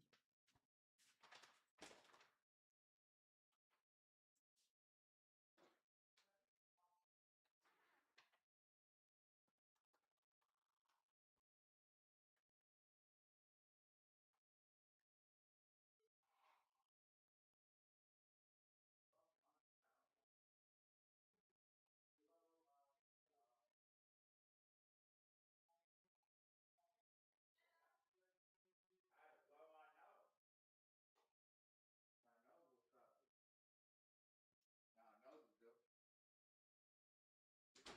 Nah, noses do. They either get stuffy or they be in somebody else's business. But you know what noses do. We not done. Hey. All right, cool.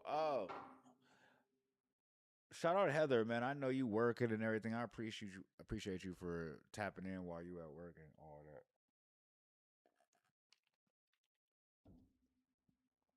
We trying to keep this vibe lit.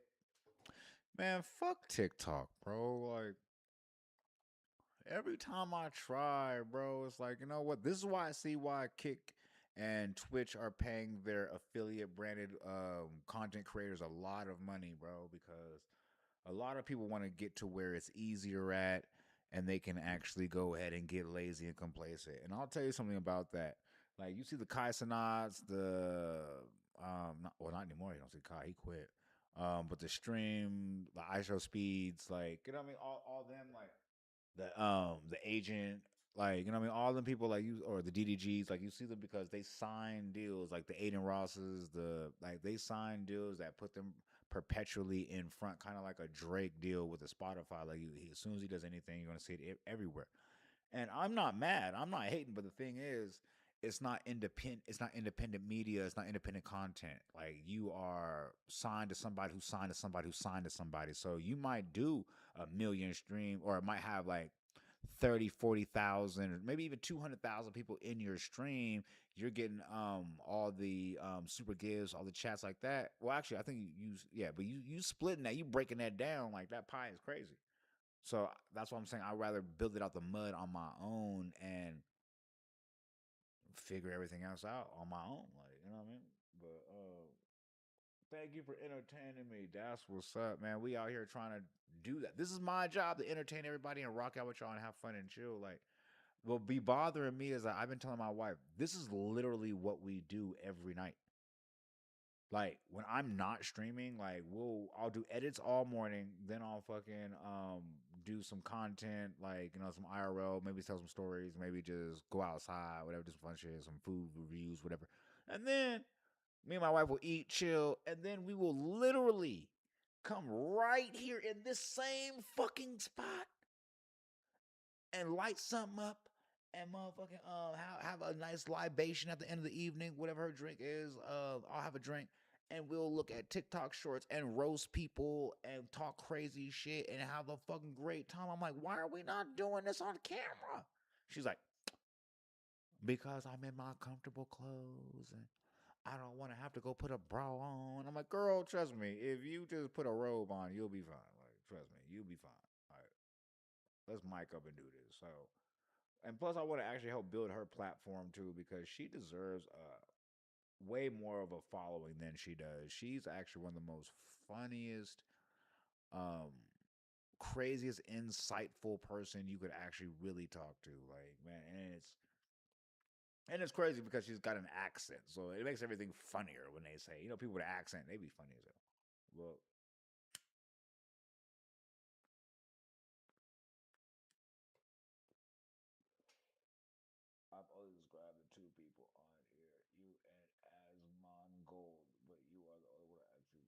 listen to who's Asmongold. I wonder what he on. He sound like he might be fired. If he got your attention, he might be fired. I'm gonna go check it out. I always like looking at other content creators and seeing what they're doing to maybe that might help increase, like, I'm sorry, boost what I'm doing. Like I can take maybe an idea, like perfect example. Um, when I was streaming the first week I started streaming, I didn't have a timer on here for when I'm gonna be on the strip. 17 hours and 54 minutes from now, I will be on the strip doing IRL content. Like I'll be in real. I hope you pull up for that. I'll be on First Friday talking to tourists, doing crazy shit, having fun. I got a cameraman. We're doing crazy shit. I've got the chat right here to the left side. Like, you know what I mean? I've been looking at other content creators, see how they do it to keep it peasy. And I'm trying to step my game up because it wasn't doing that with YouTube at all. So,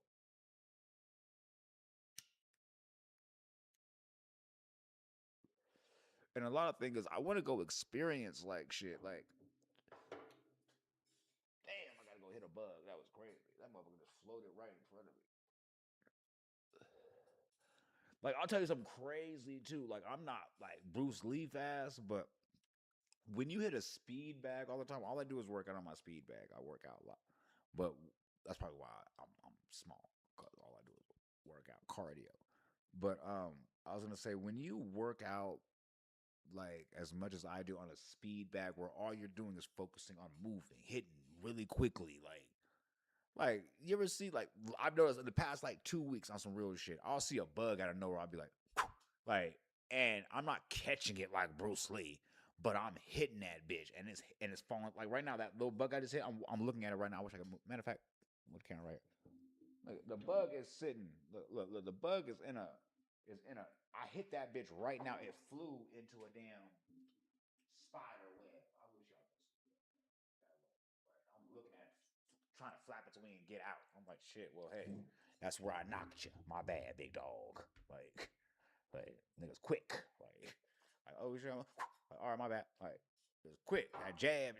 Like you know what I mean. But that's another thing I was talking about earlier. Like coming from the lifestyle I came from, it's like you have to fight, you have to do certain crazy things. And I'm glad right now, like you can be. I'm in a position to where it's like, yo, like I felt like I'm hoping I have survived the worst of everything, and that's why my energy I feel is very pure when I go outside and do IRL streams. Like I don't go outside like because somebody asked me on the stream. Somebody was like, "Yo, what would you do if somebody would grab your equipment and tried to run off and do some crazy?" I was like, I don't even invite that energy. Like I don't even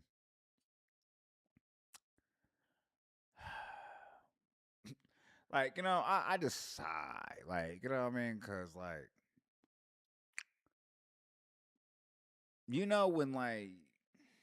when you could like what I mean it's like you don't even have to invite that energy so I don't invite I'm like it won't because I'm coming pure like anytime I'm outside I'm like yo matter of fact let me give you a joke right now fuck those big 6-inch water bug cockroaches I will run the fuck away from them there aren't enough cuss words I don't have no 6-inch cockroaches that sound crazy I had a mosquito floating about this big like wasn't that big.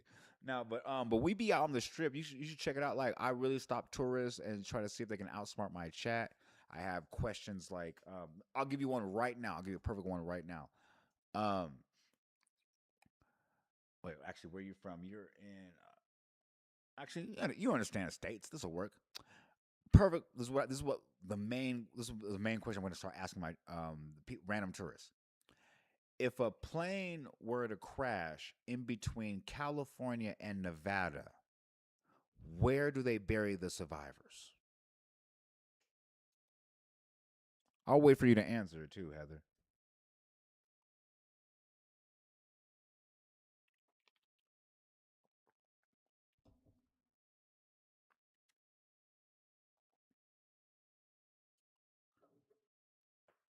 Simple question. If a plane were to crash in between both states, which state do they bury the survivors? It's a simple question.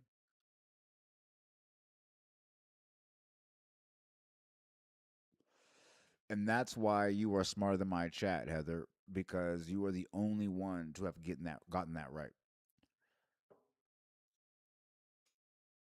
You the only one. Not one person has gotten that one right yet. But I love to ask a lot of people the same question like that, depending on where they're from. They're drunk, they're tourists, or whatever mood they're in. I ask them that question, and whatever their answer is, I'm like, correct. And then we move on. Have a good evening, and we keep it pushing. And then I just combine them all together, and then I just drop a content, like, you know what I mean? Just little shit. Yeah, I know. I said survivors. That's the main thing you got to hear. Everybody hears crash in between states. That's all they hear. They don't hear the survivor part. I actually have two episodes on YouTube where I did these interviews and asked them. My problem was I had to figure it out. My problem was when I was stopping random tourists, I was asking them like 7 questions. So it was hard to get people. So I realized, you know what, 1 or 2 questions, that's it. And I just looked at the clock. 17 hours. We gonna be outside.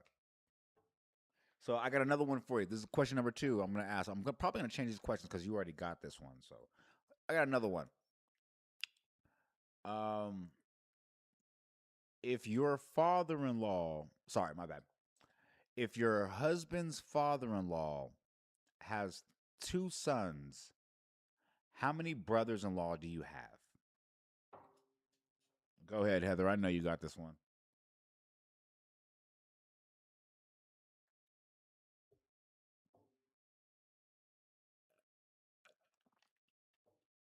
Let me answer your question while you're thinking about my question.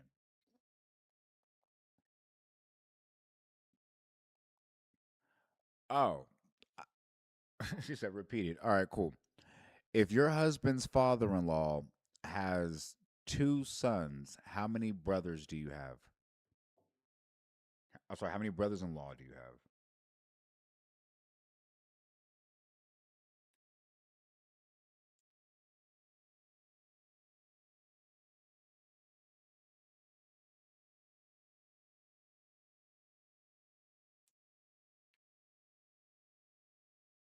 Now let's answer your question since I asked you too. Let's see. You said, "How's the water situation in Vegas?" I asked because Corpus Christi will be the first city to run out of water. It was on the news a day or two ago. To be honest, Vegas has always had water restrictions in a way to preserve it out here. They've always acted like they ain't got none, to be honest with you. So we haven't heard anything about our restrictions, but even moving here, they were like, "Yo, you can't run your sprinklers more than 45 minutes on 2 days a week at these times at these interview intervals so everybody else could get access." Like they've always acted like we ain't got none. Like we was at the lakes yesterday actually, me and my wife. Go check the story out. You know what I mean? I posted all that stuff on my Instagram, Ink T World on Instagram too. You know what I'm saying? And we're gonna have the Team Hollanzano channel come with me and my wife where we do all the fun shit, like the foodie stuff too. That's coming. But yeah, we was at the lakes. So the whole time I'm walking around, I'm like, yo, man-made lakes, huh? Where the fish coming from? Like, where the water coming from? Like, I had questions too. But yeah, Vegas ain't acting like there's a shortage of nothing.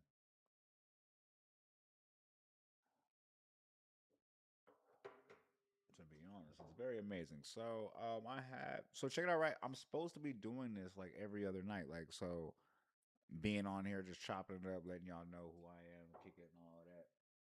Industry takes 80% of our water, but nothing can be done because we have the fifth largest port to industry.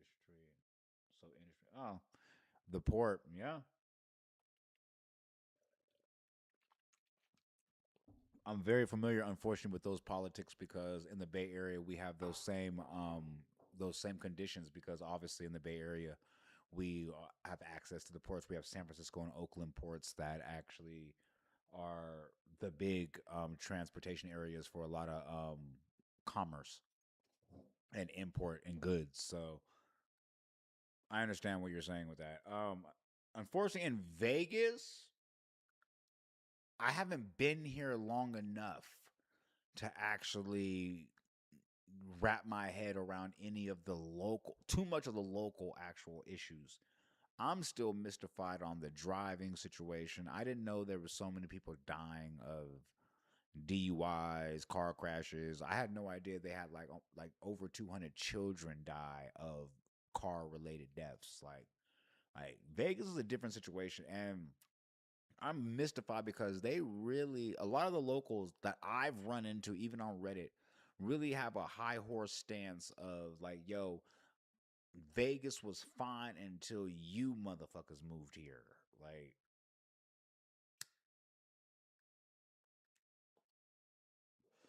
and in the first, like, I want to say 2, 3 months, I gave it to them. Like, you know what I'm saying? Because when you move into a new area and they say, it's you motherfuckers, you would have San Francisco, California, you motherfuckers, you made everywhere bad.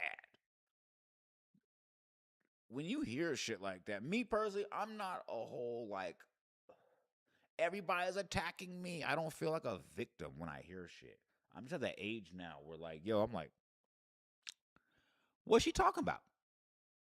Like, you know what I'm saying? Like, that's just where I'm at with it. Like, like, like somebody ask me, oh, it's not ask me nothing. Somebody be like, yo, like, somebody they'll play one of their friends' song, like, you know, his song will come on. I'll be like, oh, okay, what's that? Oh yeah, that's Walk 'em Down Trey, Free My Partner.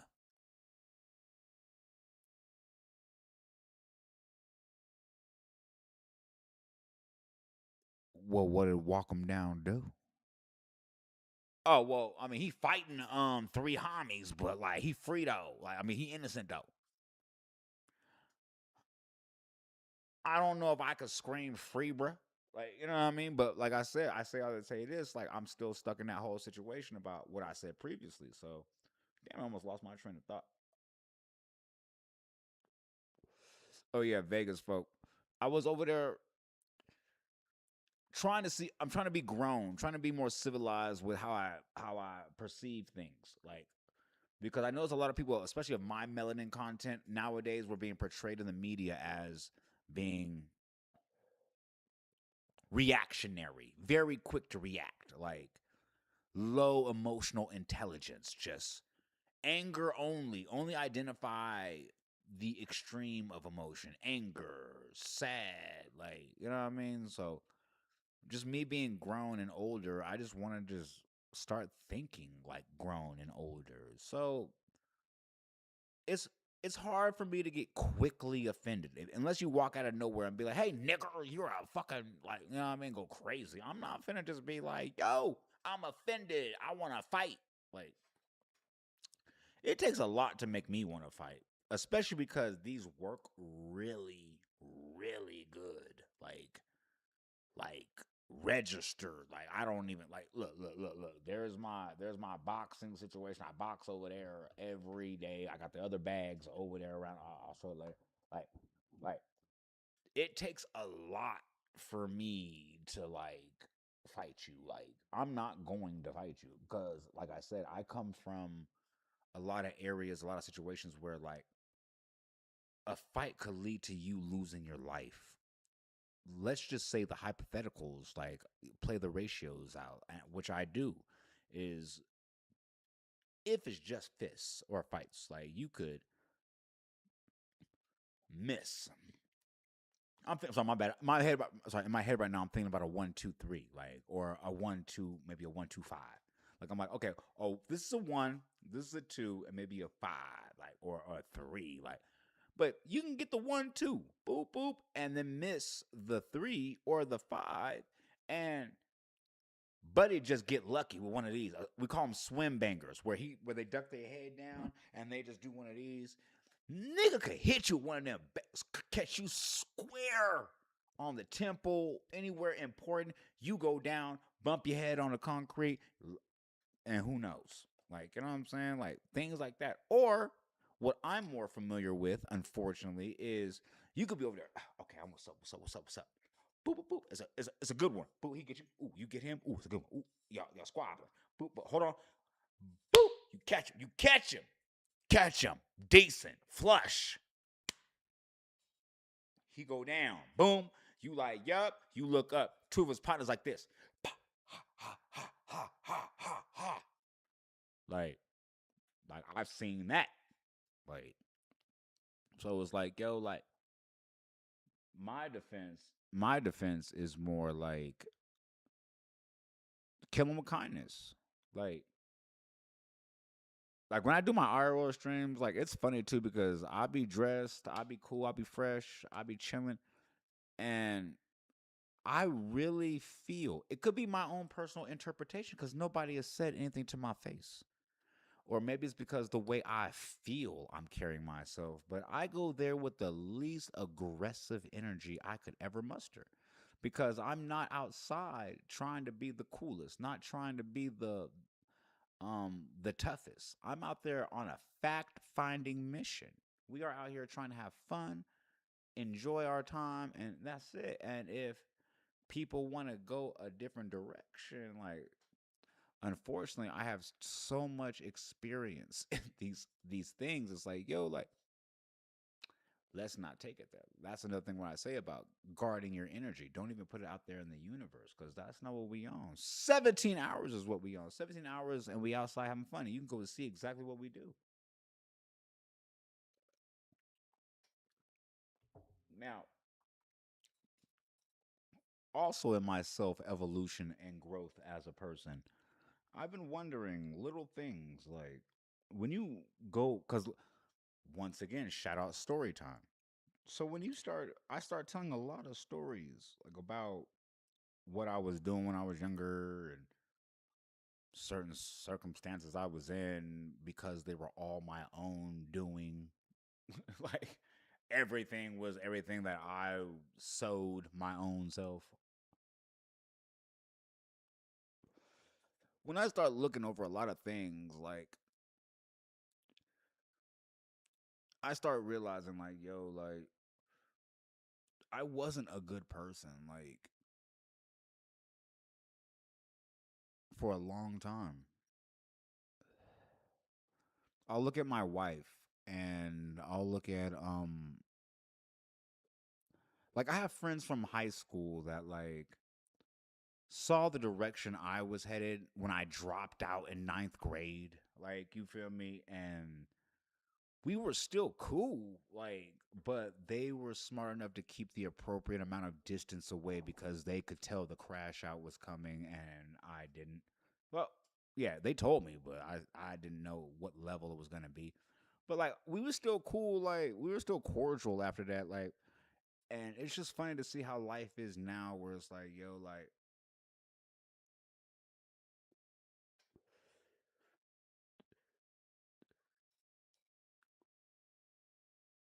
it's very interesting.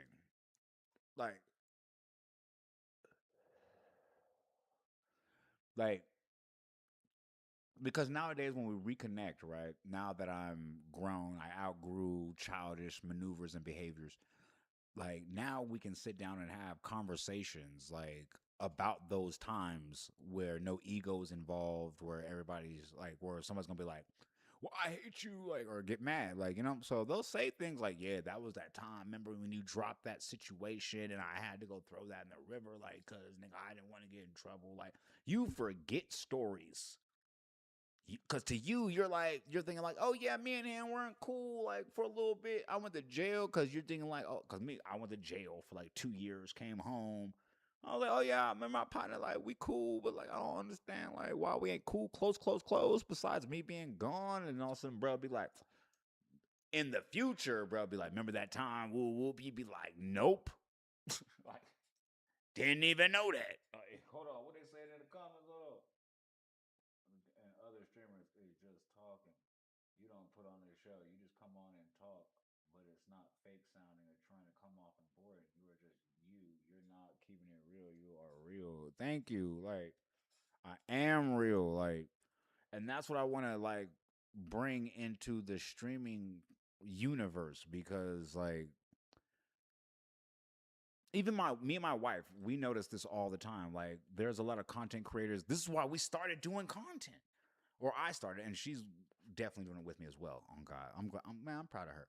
But no, this is why we started because you ever watch your maybe a couple do content. This is how we started watching. Like I said, we cut up. We like to smoke, chill, watch TikToks, like reels and everything, and we'll see couples that we like. Oh, and then we'll follow them, and then we'll see if they all when they were authentic. We're like, oh, they're so cool, and then you'll see a trend come of like, um, I remember one. It came out. It was me bowing in front of my husband when I give him food in front of my dad, like.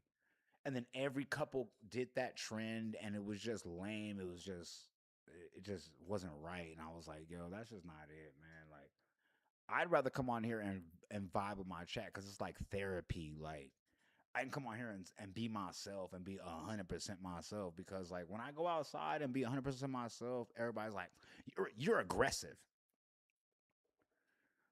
Like they act like I'm going to do something to them. I'm like, no, it's actually called speaking your mind and having boundaries when you speak your mind. Like, you can't just piss on my back and tell me it's raining. I'm sorry. I've just never been one of those people. Like perfect example. Went to get rims for the baby. Look, just went and got rims for the baby. Just went and got some rims for the baby. Look, went to the dealership. Like, I'm sorry, went to the rim spot. Walked in, was like, hey man, I researched these rims. I know you guys have it. I know it's a 4-day shipment. I know it's gonna be blah blah blah after tax. I even brought an extra 100 just in case, 200, like how it should go. Then he goes, oh, no problem. Then the man proceeds to ask where I'm from. I'm like, oh, I'm from California, blah blah. He goes, okay, bet. Then he goes into the back, and I guess they have a glass window, and they have a two-way audio system, but he's talking to another individual. I don't know if that's his manager or not, but he's over there saying these words while the audio system in the front is on. So me and my wife are hearing the whole conversation verbatim in 4K. Like the man said, yeah, man, he got that Dior on, so like I'm gonna charge it for the price of a big truck. So then we're also gonna charge him for the 22 inches though because he is getting the 21s, but like actually it's getting the 22s. So I was like, yo, you could have just gave me the 22s, like yo, like. But then he came outside. I was gonna immediately walk out, but I was like, nah, let's see what he's talking about. So he came back outside and he was like, yo, we did the measurements in the office. It's gonna actually be. I was like, word. That's what's up. I think we're gonna think on that. Thank you, sir. And we walked out like little shit like that because like I said what I said. I said that story because like the California me would have had a different response. I'd have been like, yo, nigga, I heard all that shit you said back there with Buddy, nigga. And I feel like you playing me in my face like a clown, nigga. Like, what's up, nigga? I feel like, what's up? I want to get down now. What's happening? Like, and matter of fact, and if you don't take my fade, I feel even more disrespected. Like, that's how California gang banging shit or whatever the fuck the regular being streets like taught us how to be. Like, like nigga disrespect you, I gotta squabble you. Like, and if you don't squabble me, now I'm more disrespected. Like now, like I understand that. Like, so like I said to say this. Now that I'm not on that energy, I don't want to fight nobody. I don't want no smoke. I don't want no problems. I also realize that sometimes my tone and my energy can be perceived as me wanting to take it there. So I just take all of that out of my diction, conversations, presence, and aura. So that's how I feel like I could be streaming and be chilling. Like, y'all can be tough, bro. I was young. Being tough was cool when we was young. Remember 50 Cent? Remember? Like 50 Cent was cool. But I also remember the other side of 50 Cent. Remember? Many men. Many, many, many, many men. Yeah, remember that was a story about how he got shot 9 times because niggas was scared of him. Like, you feel me? I don't want no one to be scared of me. Like, no, I'm trying to be your partner. And me personally, to be real with you, that's really my actual feelings. I've never wanted to be better than nobody over anybody. my whole goal always in life, my perspective was like, yo, if I have a jug on something, let me put you on a jug on something, because if I have $100 in my pocket and you have $100 in your pocket, then I don't have to give you 50 of my dollars so you can have some money, because I want you to win too. I don't want you to be homeless, broke, starving, down bad, nothing. That's how I always was. I'm a Cancer. I'm not going to hang out with somebody, smile in your face, key, go out to eat with you and know you ain't got no money. No, I want you to have some too. Like, I want us to live together. Because guess what? When you got money and I got money, guess what? You can find somebody to put them on and get some money. I can find somebody to put them on else, because I can put my other 50 with somebody else who might need it and put them on. Now we got a network of 5 people. Now he do construction. Now he do the carpentry. Now my other man, he do trucking. Now me, I do content. Now, like, everything can network. Like, that's how my generation, we came up with that whole. I'll give you a perfect example. You remember the back in the days in the 90s when real men, like, was approached with an issue, they'd be like, somebody walk up and be like, oh, the plumbing is bad, the pipes is burst, what we gonna do? And a man would say some shit like, I got a guy.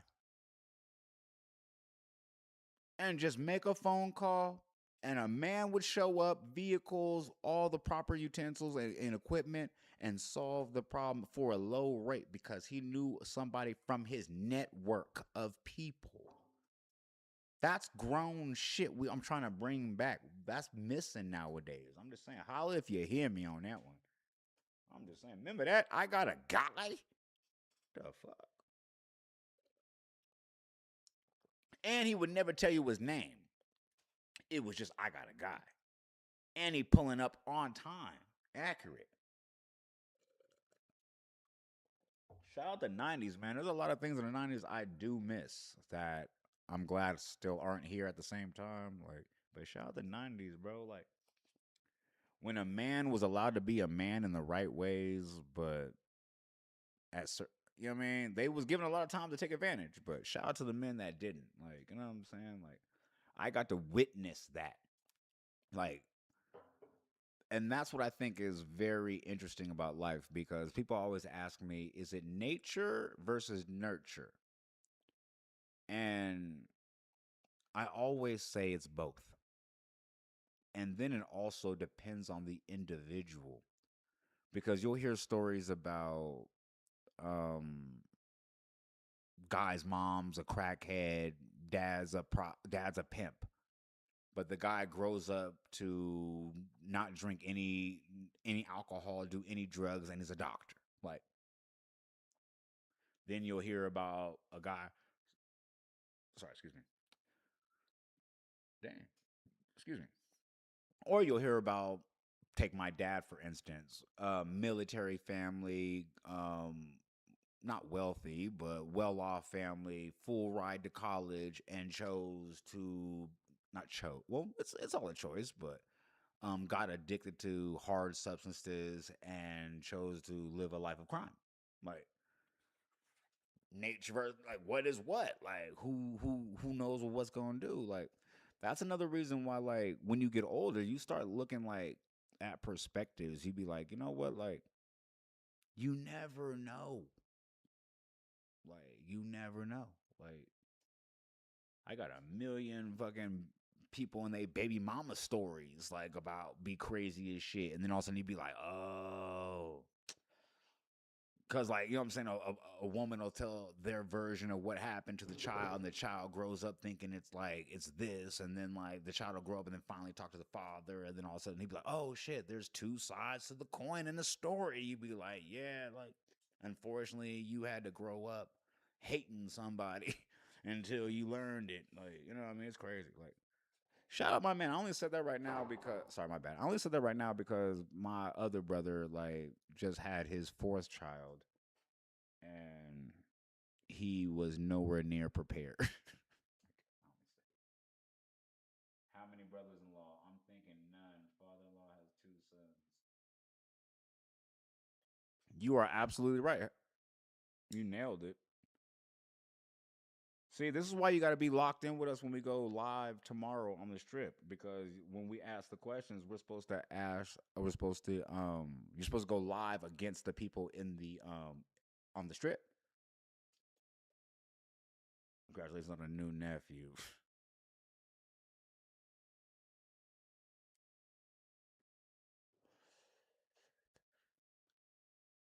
Shout out my, sh-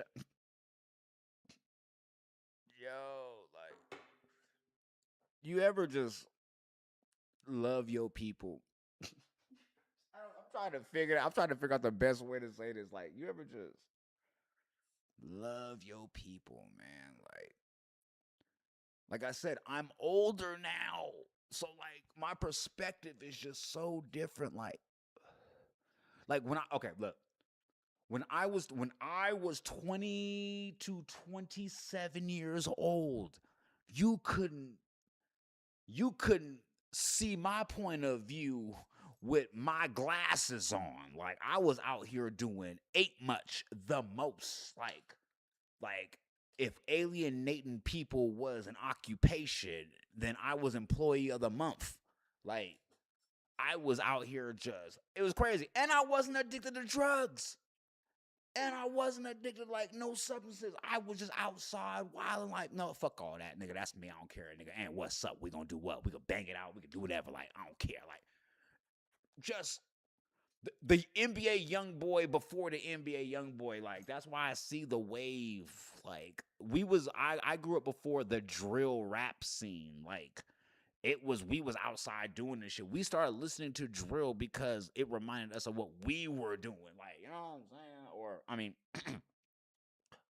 shit, what we were thinking about doing. Like, you know what I'm saying? So it was like growing up, it was just like, yo, like I just don't understand a lot of that shit. So like I be sitting back like now, like, yo, like I said all this to say this, man. Shout out my brother, man, for having this other child when he wanted the child. I mean, be careful for God. There's so many angles. Like there's so many angles, and like you know what I'm saying. And especially when I love you, when I love you, I'm not even gonna talk bad about you when you're not around too. You feel me? I man, come on now. That's like if I'll talk bad to your face. I'll call you on stream and let you sound goofy as hell on this bitch. But I will never talk bad about you when you not around. Like on some real shit. I'm just like that. And if somebody do talk bad about you when you not around, I'ma approach bro. Because after I approach bro and whatever it is, like you feel me, I'm still gotta come back to you with that story. Like, yo, I approach. Well, hey, yo, hey, bro, was talking bad about you. Woo, woo. Because the first thing out your mouth is gonna be like, word. Where was y'all at? What you say? Like, first thing I'm gonna say, nigga, I got right up on, bruh. Like, said that's my partner now. I'm like, whoa, whoa, whoa, man, curb that. Like, that's me. Like, you feel me? Like, and that's the type of energy I bring. That's why I'm very hard to be a friend with because that's the energy I'm bringing to the friendship. And if you ain't bringing that energy, don't call yourself my friend. That's just what it's. That's just what it is. That's the energy I'm bringing to every friendship. Like, so imagine how I'm coming about my wife. Imagine how I'm coming about my family. Like, you feel me? Oh yeah, short story short. Congratulations on the new nephew. My bad. Let me get back to this chat. This is about chat. So my brother, man, like he shout out to Oakland. You know what I mean? He born and raised West Philadelphia, born and raised. Like that. I mean, shout out to brother. Like he finds all the beauty in Oakland that I don't see because I'm not born and raised there. He has children, two children, born and raised there. When I met him, so we met. I want to say about 10, 15 years ago, something like that, and we have different goals in life. And that's one thing I can respect about certain friendships. When you meet real men, you can be friends, collaborate on certain projects or things, endeavors that can put some money in your pocket, knowing full well that it's for other people's endeavors and you're not hating on another individual. Like that's very rare nowadays, to be honest with you. But that happened. We collabed on some things. I got in touch with his. I mean, I got to know his family. Like you know what I mean. He got to know me, like really in depth, like as my partner, my brother. Like, and his goal with his financial gains was to make his accommodations just better.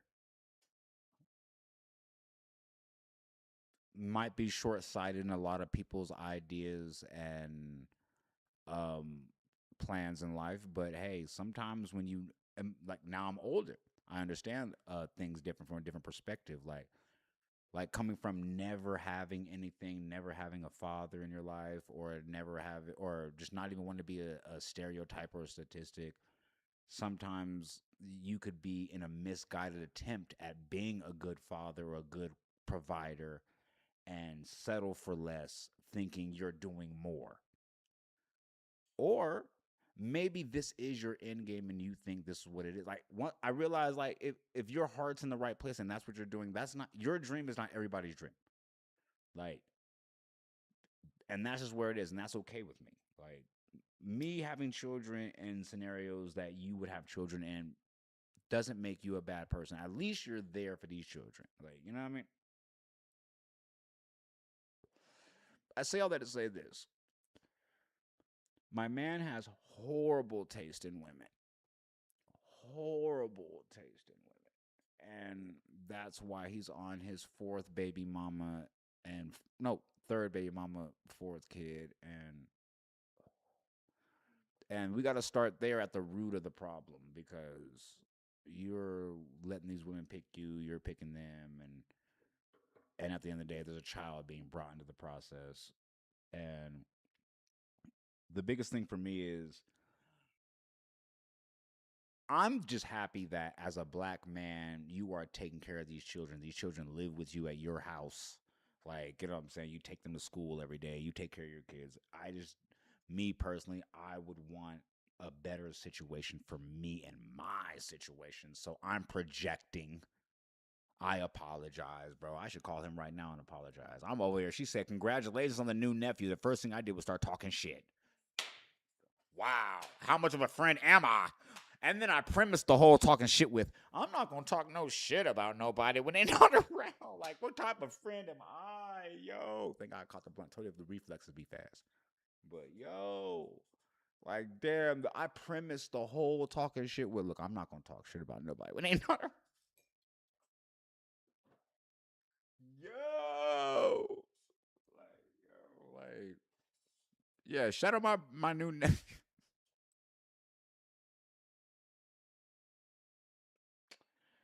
Wait, it's 1 o'clock. It's almost 2 o'clock. Don't make me call that motherfucker. Like he be up too. That's the crazy part. He inspired a lot of this shit.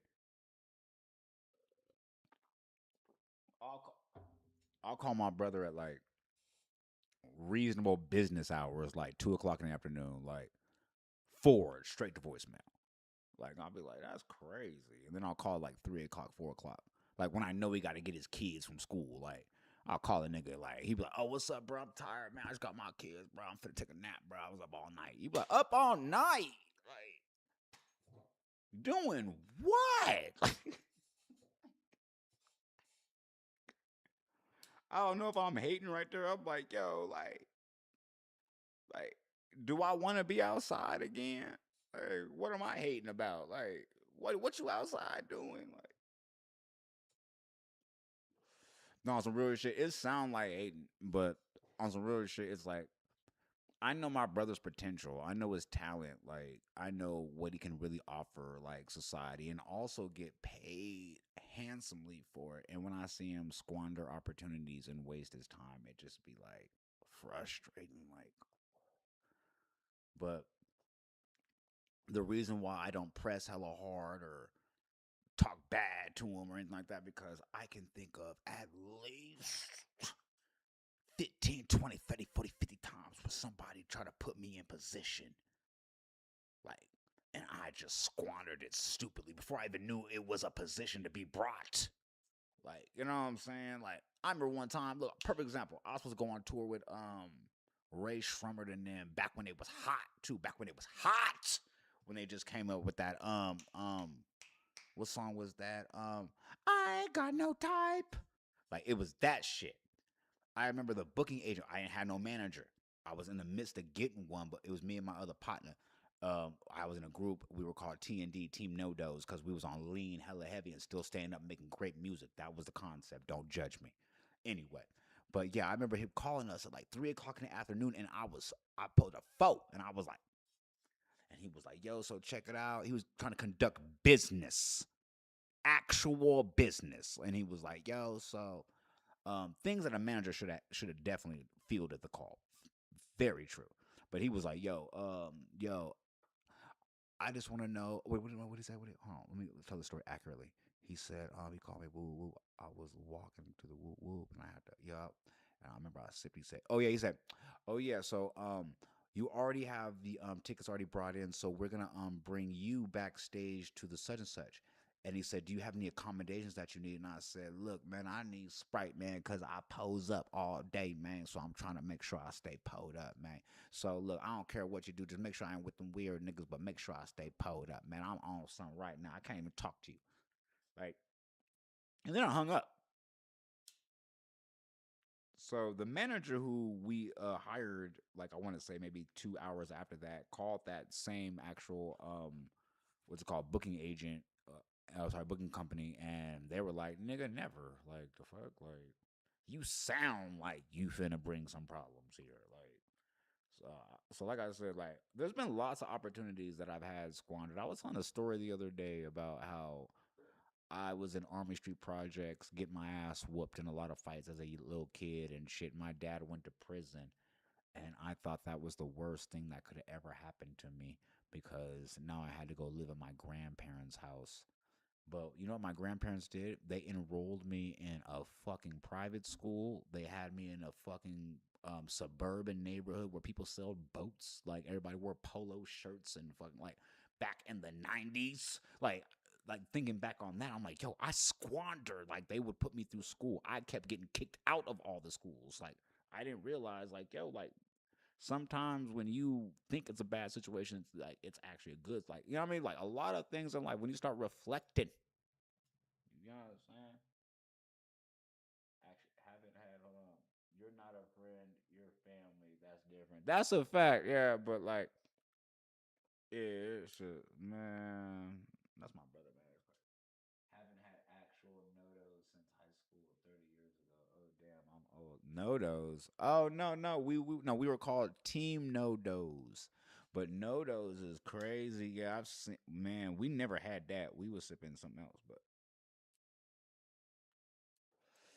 but man, like, oh yeah, this all started with my brother having another child. Like we all make our decisions, man. We all make our decisions, bro. Like, and that's one thing I can respect about my brother, like because we even have these conversations. All anybody I call my brother or my personal close friends, we have this all understanding as men. Like when you make your own decision, bro, like don't call nobody crying about the ramifications of these decisions. Like, you know what I'm saying? That's just man shit. Now you can say you're having a hiccup in the road of these decisions, and then we can listen and poly about it. But you make a decision, and we understand as men, like I can give you a million decisions. Like I used to trap and do evil thing, not evil. Whoa, slow down. I used to do illegal things to earn money, and when people and the people I was around, they would do the same thing on Friday nights, they would go to the strip club and throw all their money at strippers. Me personally, I would keep all my money in my pocket and not go to the clubs, those clubs, because I was trying to not be homeless. I was trying to get further. Like, you know what I'm saying? Hey, they made decisions and they stood on it. Like, so you can't get mad at a grown man making decisions. Especially when you fast forward 5 years later. I laugh. Don't y'all laugh? Don't y'all laugh when y'all see Facebook? It'd be like 8 years ago you was doing this. You like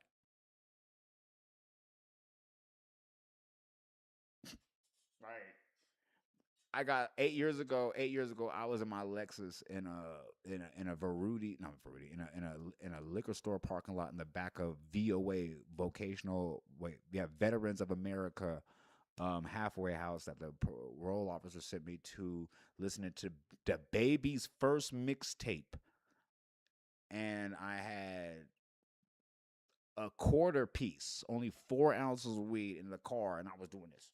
I got it. I got me a Javinci jacket, some pink dolphin underneath. Like I was fresh for the hood. I was fresh. I ain't gonna lie. Trapping designer, I was always fresh. I ain't gonna lie. That's one thing about me I can say though. That's one thing. I knew how to dress, no matter what situation I was always in. It was that's just me. I want to say I got that whole fashion shit from my grandma. Like she just really knew how to put that shit on, man. Like she just really did. Facebook history and then trying to remember what the heck is that about. That part, Facebook be telling you you was on some bullshit. Shut up, Facebook, bro. I'm a Facebook assassin, bro. I ain't gonna hold you. Like Facebook is my fucking guilty pleasure, bro. Like I'm not gonna hold you. Me being 40 years old, bro, I ain't gonna hold you. People don't look like me. People don't be in this type of shape. People don't have this type of diction, this personality. They don't have 90% of these faculties that I walk around with on a day to day basis. Like, I'm not gonna hold you. Like, sometimes I'll get bored, nigga, and just go look up people from my childhood that used to traumatize me, or I was in high school with, just in competition with for something like basketball or breakdancing or something random, like, and I'll just see what they're looking like today. And I'll be like, yo,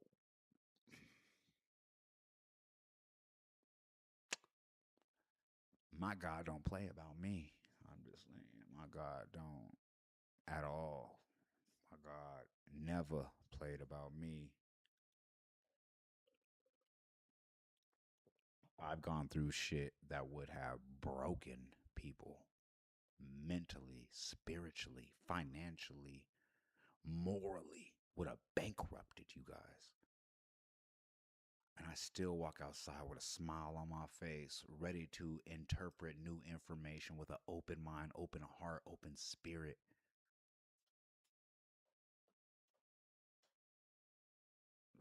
Like they say, the adonym is true. Like pressure either bust pipes or make diamonds.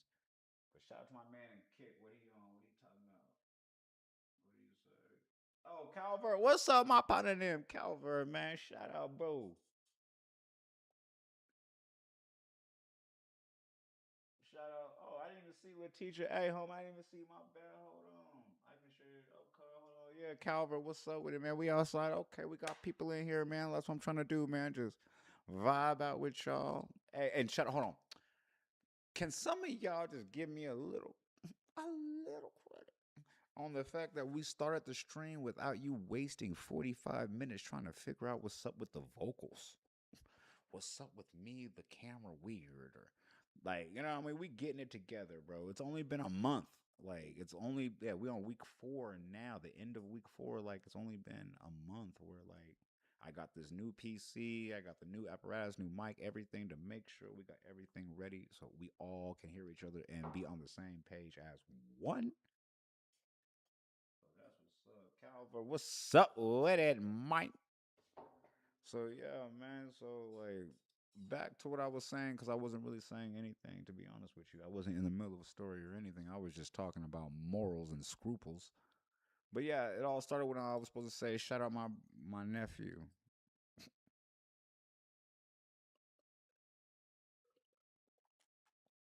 It was crazy too. So check it out, right? I called my brother to congratulate. I'm finna just tell the story, fucking man. I'm finna just tell this fucking man. I called my brother, man. I'm like, yo, congrat, right? I'm finna, you know what I mean? Just nothing crazy. I'm thinking like, where do I pull up to the hospital? Where do like, you know what I'm saying? I'm trying to call my brother. Call him, voicemail. I might bet makes sense. He in the hospital, no service. I don't know if he at the general. I don't know if he over here. I'm like, let me just wait till I get some confirmation. Like I'm pull up. So the very next day, like, cause he sent me a picture of the hospital bed, so I'm like, all right, bet. So you at the hospital, cool, cool, cool. So I call the next day, and I'm like, yo, so where y'all at? Where I pull up at? He said, don't even worry about it. So we don't worry about it. He was like, yeah, man, she kicked me out the hospital, man. She don't even want nothing to do with me, man. It's just what it is. Another one of them situations, man. I'm like, damn, bro. Like, like in my mind, I'm like, damn, my brother 0 for 4. Like not like Wendy's, like the opposite of Wendy's, like Bizarro Wendy's. Like how you 0 for 4? Like you have 4 kids, no wife. Like eventually you gotta start looking at this nigga like you look at these females on some real shit. Like I mean, if you were smart, that's what I would like. Like I'll start like, yo, like at what point you don't be like, yo, maybe you the problem, like on some real shit, like take some constructive criticism. Cause one thing my man is like, he'll listen, but he'll like already have an he won't hear you. He'll already have something to say in response, like to try to be like I don't know, the aficionado of the subject, even if it's about him. Like, I mean, you should be the aficionado if it's about you. Like, you better be. Like, don't be like, why you do that? You be like, I don't know. Like, like don't do that. don't, don't do that. That sounds crazy. I'll be like, I don't know. But anyway, man, back to story time, man. Shit, man. God dang, I was over here. Wait, what is that? Hold on. Oh shit. What? Hold on. Let's go check with Slade. You're not. Wait, she said, yeah, Facebook history and that. Okay, yeah, she said, I'm addicted to their instant game slot. Oh, I don't even know how to play. Bro, I live in Vegas. I don't know shit about slots. It's crazy. I'm bad at that shit. Child support will be wild. 4 kids and 3 mamas. Actually, shout out to the Oakland and my partner, man. This is another reason why my wife will never respect him as a man. Like, oh yeah, you ever? This is another subject we gotta actually broach. You ever have somebody, your brother, somebody you love, you feel me, but your wife don't respect them as a person at all, so you be like, you just gotta keep them separate.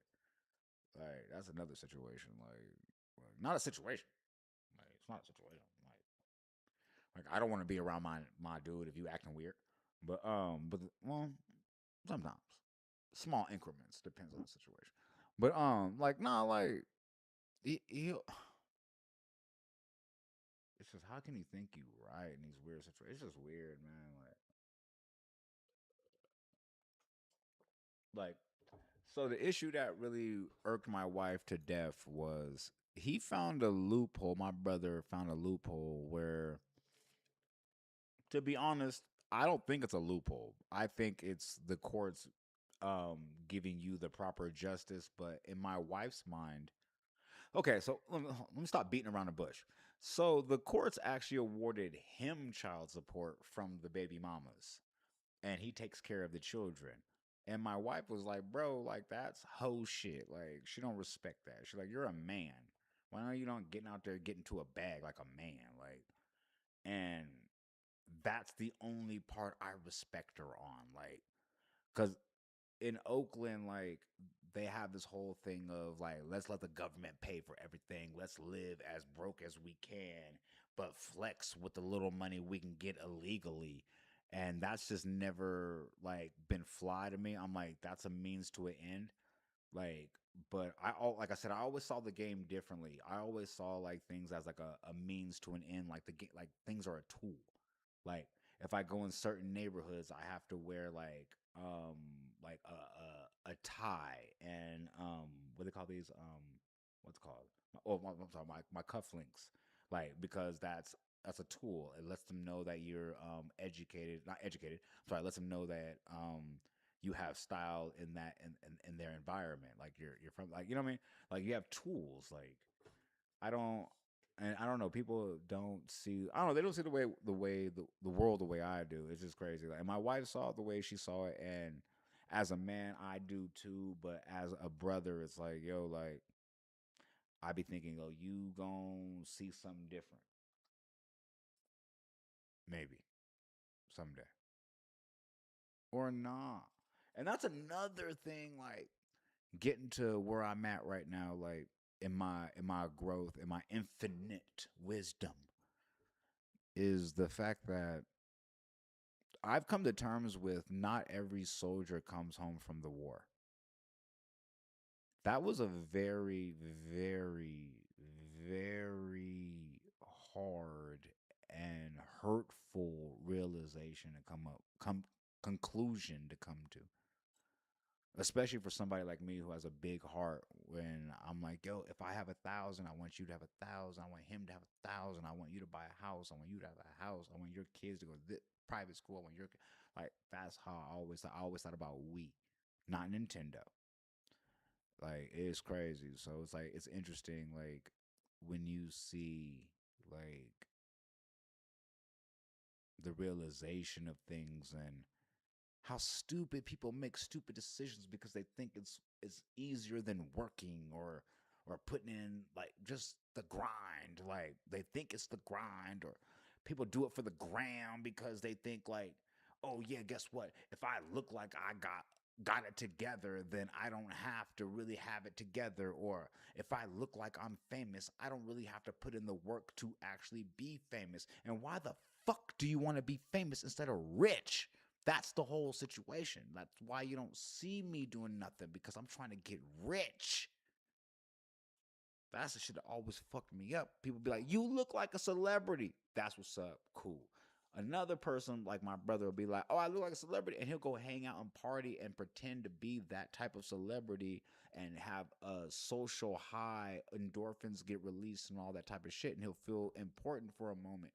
And when I see things like that, or when I go out, like that's why I was always weird at clubs. Like I was the type of person who would go to the clubs with you and bring my AirPods and walk into the club and listen to my own music.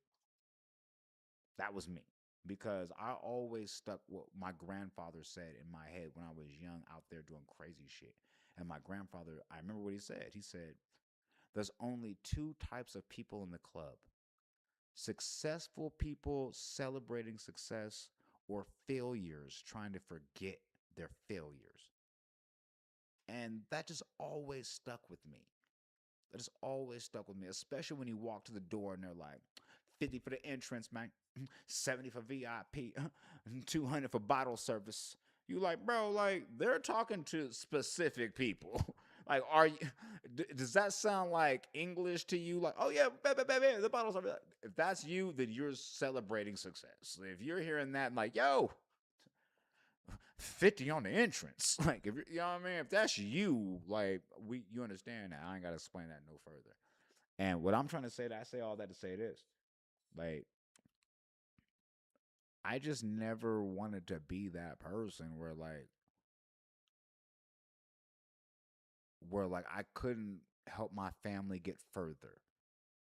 Like, I watched what my I watched what my father never attempted to do. I watched what my mother struggled to try to do in the best way she knew how. And then I saw what my grandparents did in the best way. Their success rate was impeccable. They had a 75% success rate. I'm sorry, I think it was 66. 66. They had three kids. Nope. Sorry, my dad is actually great right now in life. I'm sorry. In the church, yeah, no, 99% success rate. They go crazy.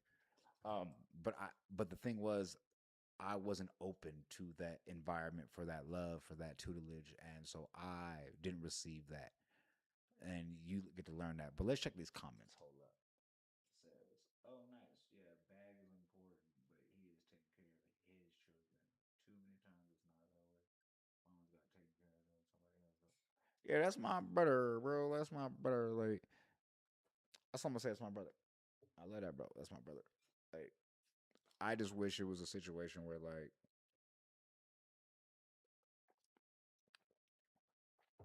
we can come together and just be like, yo, your wife can meet my wife. We can go on a cruise. We can go out of town. Like, I can't even invite my brother to the movies. Like, It's just always anyway. My brother. Anyway, that's my brother. So let's go back to talking about how Vegas people do not fuck with California people, bro. Like, and I think I'm changing the stigma a little bit just because like I come with my own energy. I come with my own like self sufficiency type of energy. And I also come with I want to say a kid's wonder. Like when it comes to my environment, I don't come like the aficionado of nothing. I come knowing. I don't know where these streets connect to. I don't know your history about your middle schools. I don't know about your history with your government. Like, you know what I mean? I don't know anything, so I don't try to come in like you need to do this. You need to fix this. You need to I'm like, so the first thing I do is I'm like, "Yo, hey, so what's up with that?" Like I had a 15-minute conversation with the police. Some shit I thought I would never do in my life. Shout out to streaming. Let me tell you that story. That shit was crazy. Some shit I never thought I did. I had a 15-minute conversation with the police and nobody went to jail. That was wild. I was on stream, um, walking the strip. The cameraman was there. Whoop, whoop. The police was standing in front of Walgreens. They were like, "Yo, you a streamer?" I'm like, "Hell yeah, check it out. I gotta ask you some questions." I walked right up on them. They was like, "Oh shit, what's up?" It was two of them. They was like, "Oh shit, okay." My cameraman got right up on a boom. I'm like, "Yeah, man." I put the mic right up on. Hey, so check it out. So what's up with the license plates around? I'm a new resident here. Like, so as a new resident here, I'm about to pay taxes. Oh shit, is that my lineup? Did I fuck my lineup up? Oh shit, I must have my lineup. Okay, I'll brush him out tomorrow. Brush him out. Brush him out. No, yeah, you saw how I put that hat back on. You know what I mean?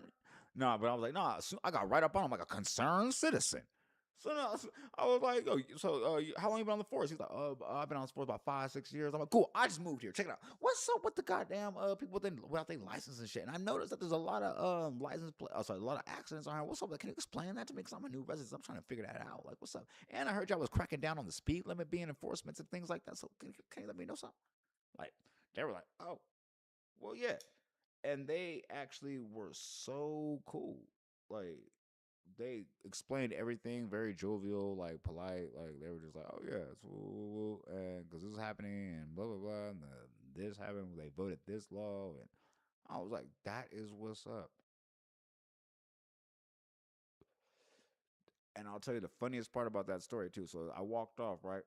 My cameraman, who's white, he was like, that is so cool that, like, you just talk to the police and like you got like some good interview content. I was like, nigga, I didn't record a motherfucking thing these niggas said. I wanted these motherfuckers to see my face, see a cameraman here, see me, and in the future, if anything were to happen, if somebody go crazy, worst case scenario, breaking case of glass, random metro, random we fighting bail or something, anywhere in the process. That's how my mind works. Like one of these officers might say something like, "What? Nah, bro. There's no way, bro. He's super cool, bro. Streamer. No, like you know what I'm saying. That was the end game. Like you know what I'm saying. Like when you like me, I think methodical like that in certain aspects. Like you have to like because I come from an area where you have to walk around with artillery to be safe. And in Nevada and reinventing myself and my life and being the best person you could ever be in life, you got to follow life on life's terms and rules by how they're structured. You can't just say, "Oh, I'm gonna have whatever I want." No, you have to deal with people politely. Like, you can't just walk around with a gun like, "Nope, I'm gonna run my mouth." And if he says something, I got this on me. No, talk to people nice.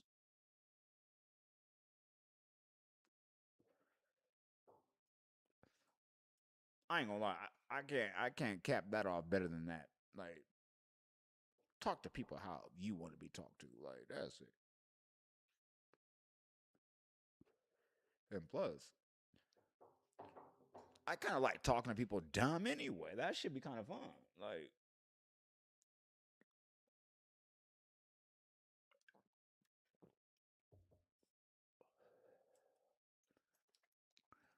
Are we done? Hold on. What's going on? What's like, oh, nice. Yeah. Okay, check it out. What we got to talk about? Hold on. West Oakland, bitch.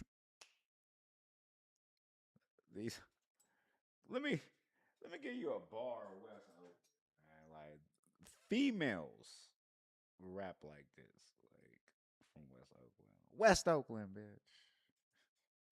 Pick a bitch up with a Draco. These women glamorize our lifestyle and then they feed it to the youth. But like the crazy part is like this shit be catchy. But like never mind. Nah, we ain't doing no sales for that shit. But yeah, what is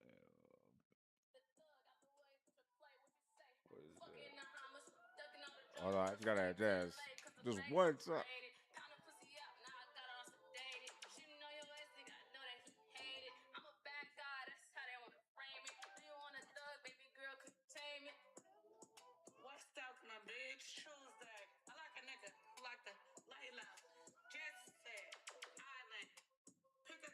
With a Draco. Oh, that's what we're doing?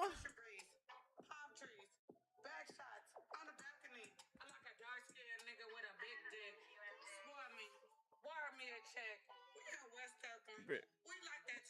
Yeah, we like that. Sweetie, bitch. It says sweetie, bitch. Bitch let you know, hey, the role model out here is sweetie, bitch.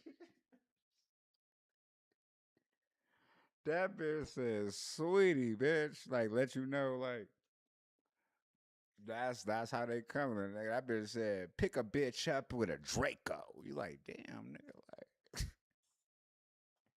that's the town, man. Shout out the town, man. I can't say nothing bad about it, man. Like, well, say a lot of bad things about it. I just prefer not to. Like, no, because the community is crazy. Like you'd be like, yeah, there's that. Like, but all the other shit that happens 99% of the time, you're like, it's beautiful, it's rich. Like, there's black excellence there. Unfortunately, there's poverty there just like everywhere else in every major city. They're treating Oakland like a major city, even though it's a small town. It's a town. That's why they call it the town. And they have a lot of homeless despondents that be there.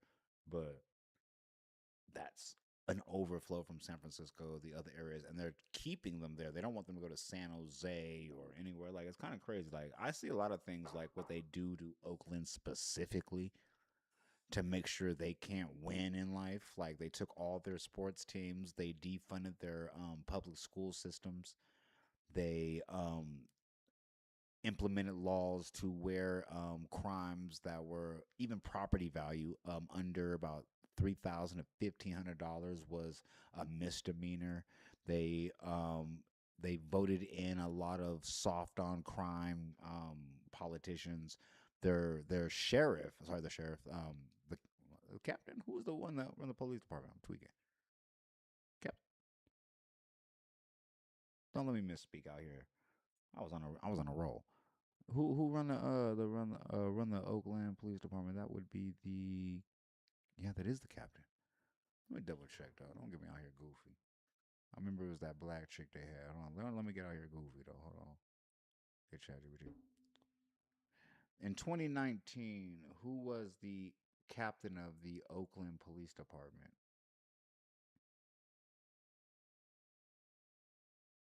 Chief. Chief. Chief of the police department, captain. I'm over here sounding like I'm watching Beverly Hills Cop. My bad. Chief. Yeah, captain's a rank below. I apologize. Let me get your rank right. That's like walking up to a female and being like, "Hi, Mrs. Hancock." She'd be like, "Doctor Hancock." Like, don't play, Doctor. Like, my bad. And you are absolutely correct. My bad. Not chief, captain. My bad, captain. So let's get it right before we talk about your ass. Um, yes, I'm looking. Yes, I'm looking for the captain. Gotta talk to ChatGPT. I tell everybody all day, bro. ChatGPT is like a personal assistant who's 10 years old, who's just really good at the internet. Let's go check out this chat. Yeah, this is where it gets tricky because. All right, bro. Don't worry about it. That we don't got to prove that point. The point is already proven. Now, I think we're about to. I'm winding down. It's 2 o'clock. Like I said, we're gonna do this. We've been on here for a minute too. I ain't gonna hold you. How long? 2 hours? Almost three, just to chop it up. No music, no beat, no nothing. Just straight vibes. Just us chilling. And I'm gonna start adding some like beat and everything. Like I only come down here because like I like to smoke down here. Like and I don't smoke in my house. Otherwise, there's got to be a middle ground. I can figure this out.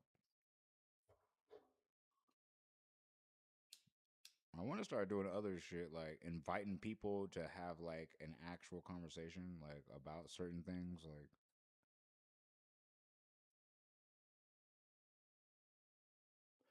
like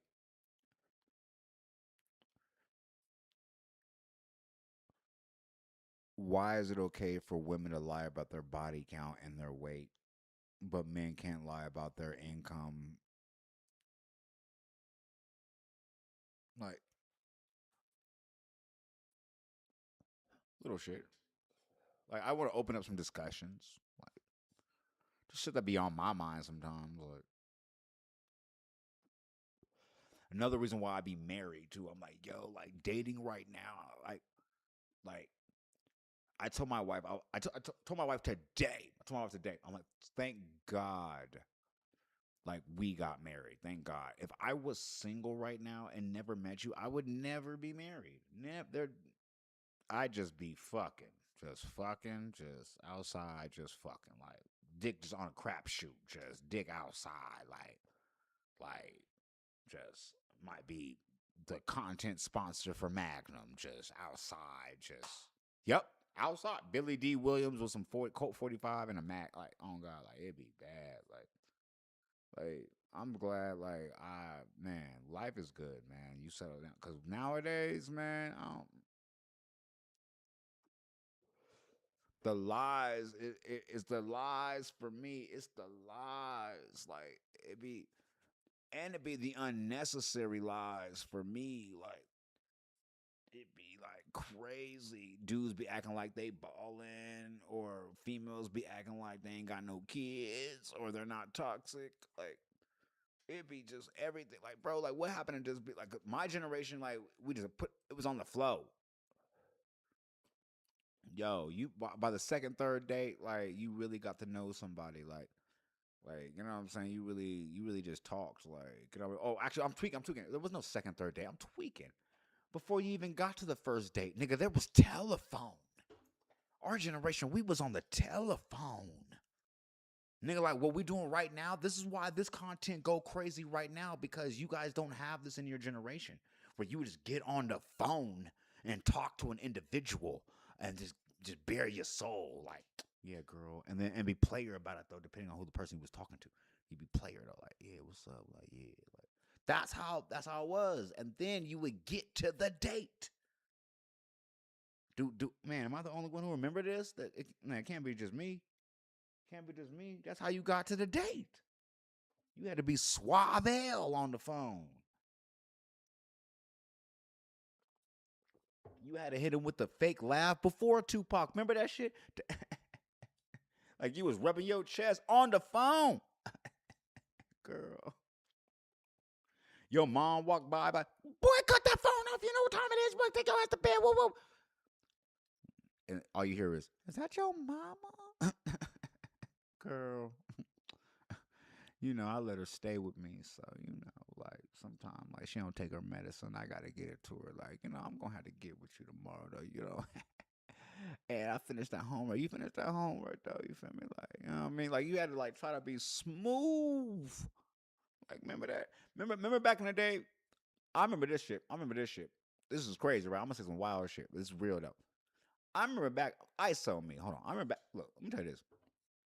I remember back in the day where a woman would say something to you and you would have to listen.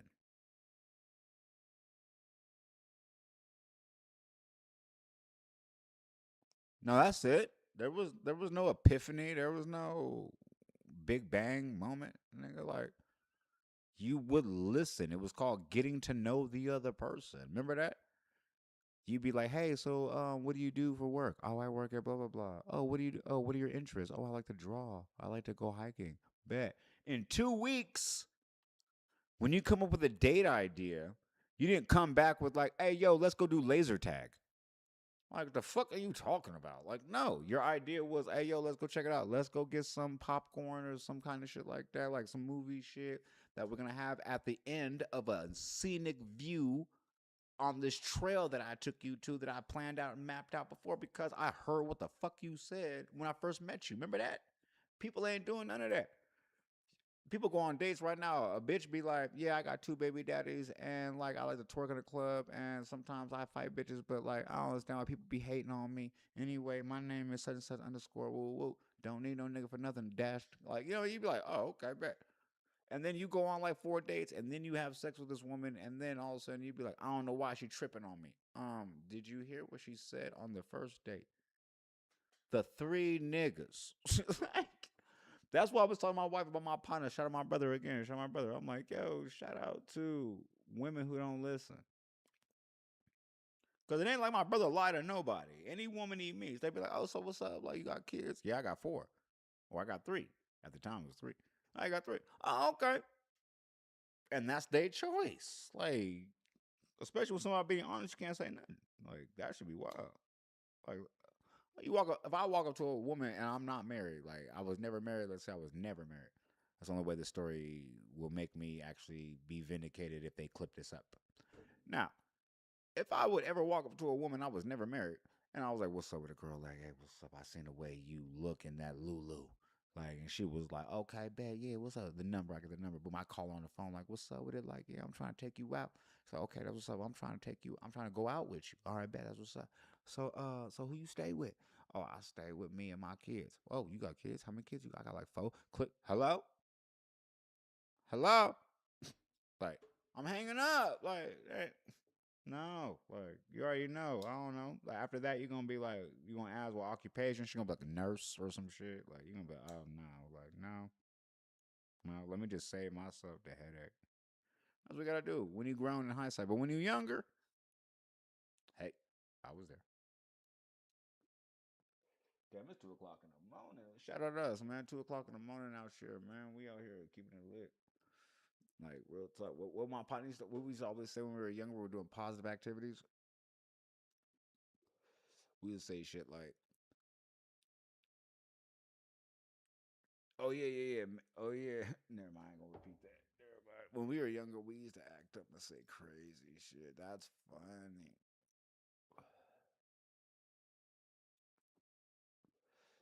Damn. It's 2 o'clock. I'm trying to figure out if I want to start another one or just end it for the evening. I don't know if I got any clip worthy content. I'm still trying to figure out that TikTok shit. I can't even be myself on TikTok, bro. Like, you know how frustrating it is as a content creator? Be like, yo, like I have a special niche that a lot of other people perpetrate, but don't be authentic as fuck. Like, you know what I'm saying? Like, and I've jumped through every hoop, hurdle, obstacle course that has been presented in front of me, like, to present my content to you guys. And even after 3 years, still going through hurdles and shit like that. And then I'll go to like other content creators or other people like Nick Fuentes or some shit like that, and they'll be like nigger, nigger, nigger, nigger, nigger, like, and just blow the fuck up, like, and I'll be like, yo, I got shit I don't like about black folk too, like, like, shit, like, that's all I gotta do. Nah, for real, I'm just nah for real though, but like it's crazy. It's just weird. Like a lot of people be doing like the quick clickbaity shit. That's why a lot of these streamers walk around with security because bro, you done said some crazy shit. And you know what's crazy? I was thinking that the other day too. Actually, this morning, I was like, maybe I understand why these guys have security, because you can't all the time just walk around with good intentions. Like I was just thinking about that. Like earlier, I guess like this weekend, like for my last stream, there was some dude who said some shit on camera that he shouldn't have said, and it got clipped up and posted, and he hit me on DM like, "Yo, take that down now." Woo, woo, woo. I was like, "No, like you said it on camera, bro." Like, and I ain't gonna lie. At first, I was gonna do it. Like, you know what I'm saying? Just because, like, I understand what it's like to feel embarrassed. I understand what it's like to feel that type of emotion where you're like, yo, my friends are gonna make fun of me. Like, I gotta walk this down. He doesn't understand how I see it. Like, this shit's like a news cycle. Like, you're the butt of a joke, like, for maybe 2 3 days, and then it's another news cycle. Like, somebody will pass away or somebody will get arrested. Like, you know what I mean? It's like he doesn't understand it from the way I see it. So I was like, I considered it though. I was like, yeah, I'll take it down. And then I was like, nah, I can't do that because if I take it down for you, then that opens the door for anybody else going forward, being like, yo, I didn't like how I smiled or I didn't like how I looked, and then can you take that down? Like, you know what I mean? I'm like, yo, so I didn't want to just set any precedent, like Roe v. Wade or anything like that. So I was like, nah, bro, like keeping that up, big dog, and I hope you take it on the chin. Like, even if you see this clip, like, you know what I mean? Like, that was you who spoke very freely in front of a camera and forgot you were in front of a camera. Like, that was you, bro. I'm sorry. Like, I'm not going to do that. And because the freedom of speech is the First Amendment, and this is why I like doing what I do, because I elicit different responses from people that you probably wouldn't get from them being by themselves. So yeah, I'm not apologizing. Sorry, I like what I do. Sorry. So no, this is the beginning. This is only the beginning. It's only the beginning.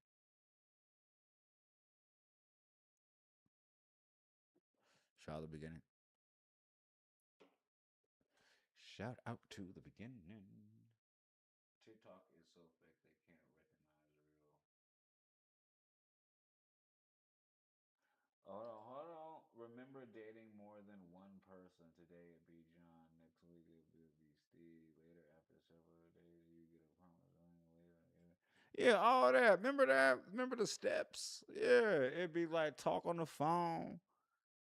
What? Remember that? TikTok is so fake they can't recognize real. Yeah, TikTok is hating. On God, TikTok hating. I was thinking about. I mean, I could have actually stopped this stream. Not stopped it. Just stopped talking. Set my appeal in real quick and then set it right back up and did it. But I was like, nigga, I don't even want to. I be trying with y'all, man. I be trying with y'all. Like, you feel me? So, but I also noticed though, like, and that's just a thing with life. But when it comes to content spaces, especially like music careers, especially nowadays, but you have to get yourself lit first before you can really start talking shit to these platforms. Like, bro, let me play this music, or let me talk freely. Like, you know what I mean? You have to get lit first. And to be honest with you, this is only me being real and just being consistent at this instead of reporting on somebody else or just letting, you know what I mean, reporting on somebody else. That's pretty much what I used to always do. React to somebody else doing something crazy or um have a comment or something to say about a clip of something like very extended, like, so like, and they was hating, saying like, yo, no, you need to be authentic. So here we are. Like, we gonna be all this. And if you don't rock with it, hey, let's go turn ourselves up on Twitch, Kick, whatever, woo woo. And then they gonna start, you know what I mean? That's how it is. I don't like I see it instead of a road block, I see it as a road map. And that's what sets me apart from a lot of other people. Like, I mean, I ain't gonna lie. When they say what they say, they be doing this little certain shit. I be mad because I got a lot of following over there. But it's like, you know what? I'd rather start from scratch, like I said earlier, at a platform with zero everything, and just be 100 authentic myself, and then gain something crazy, and then approach these other platforms like, yo, like, and they already know who I am, or they can just go search something and I'm already booming. So it's like, yo, like, you know what I mean? So it's like, I don't know. I guess short story shorter, I have no problem putting in my sweat equity when it comes to building my brand and my platform. Short story shorter.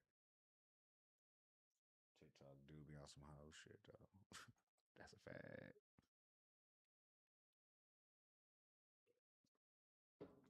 Damn, I kind of want to roll some up and smoke and then eat and go to sleep. Let me go check on my wife. I told her I was gonna stream tonight, like, and I was telling her also like my lifestyle is like perfect for being a streamer. Like my sleep schedule is walky as fuck. Like I don't have friends and I don't have a social life, so I don't go outside. Nobody calls me. We don't kick it unless it's my brothers and shit. And like, yo, you see what happened to this? Or randomly catching up type shit. But I don't really have anything. Matter of fact, let me see if let me see. That would be funny as hell. He wouldn't though. That would be funny if he did though. Let's see what's up. Is he if he awake at 2:30? That's what. Thank God. I was gonna say, if you awake at 2:30, buddy, I was gonna say you gonna prove my whole theory. Like, why you up like that? All right, bet. Yeah, TikTok fake. All right, bet. I'm trying to. You know what? I'm gonna ask my wife if she want to smoke with me or see if she's asleep because I want to smoke one more again because that's just how I go. That's how I rock. And then I want to, yeah, probably eat, go to sleep. 16 hours until the IRL stream, so we're gonna be outside. Let me go see what's up with my surroundings around me. I'll keep this right, chill. Sheesh. I be looking hella skinny lately. That's crazy. I've been doing extra cardio. Too much fucking cardio.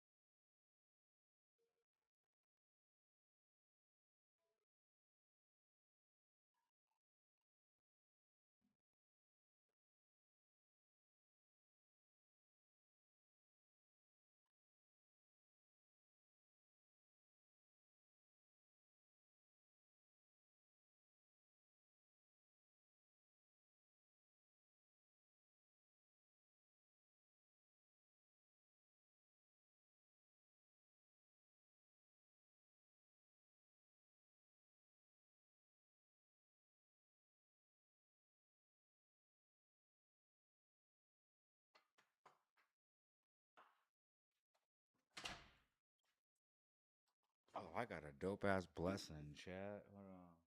I'll be there in 16. Oh, okay. 16. Hell yeah, bro. Finna be outside. Hell yeah. I appreciate you for popping out. It's gonna be lit outside IRL. Like, and I walked inside, and I was blessed enough for my wife to be awake. I was like, dope. She was like, shout out my wife, bro. My wife hit me with some fucking wife shit. As soon as I walked past, I went to go tickle her feet.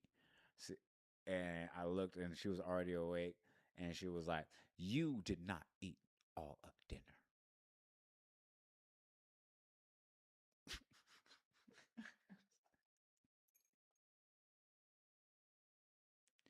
I was like, "Yeah, I'm finna go roll some up, and then you're more than likely to join me after, and we'll go finish that and go to sleep." She was like, "Cool." Like, I don't know. It's just dope when you find your person, man. Like, no stress. Not like, were you on stream again? No, just it's my job. Like, you know what I'm saying? The craziest part is like I saw a statistic the other day where they say it's successful streamers usually are supposed to stream 8 hours a day like an actual job.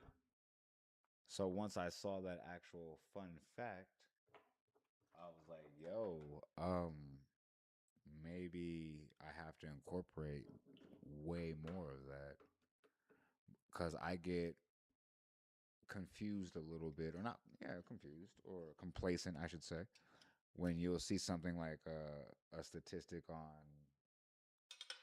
Twitch. They'll say all you need is like 5 hours this month to like just kind of qualify for just doing your thing. I guess whatever. Like I'm like, man, 5 hours. Like I spend 2 hours trying to set up my stream. Like so then I realized, like, you know what? Hold on. Let's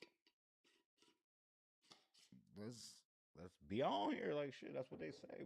That's what the fans want, right? Like that's what. No, actually, fuck all that. That's what I want.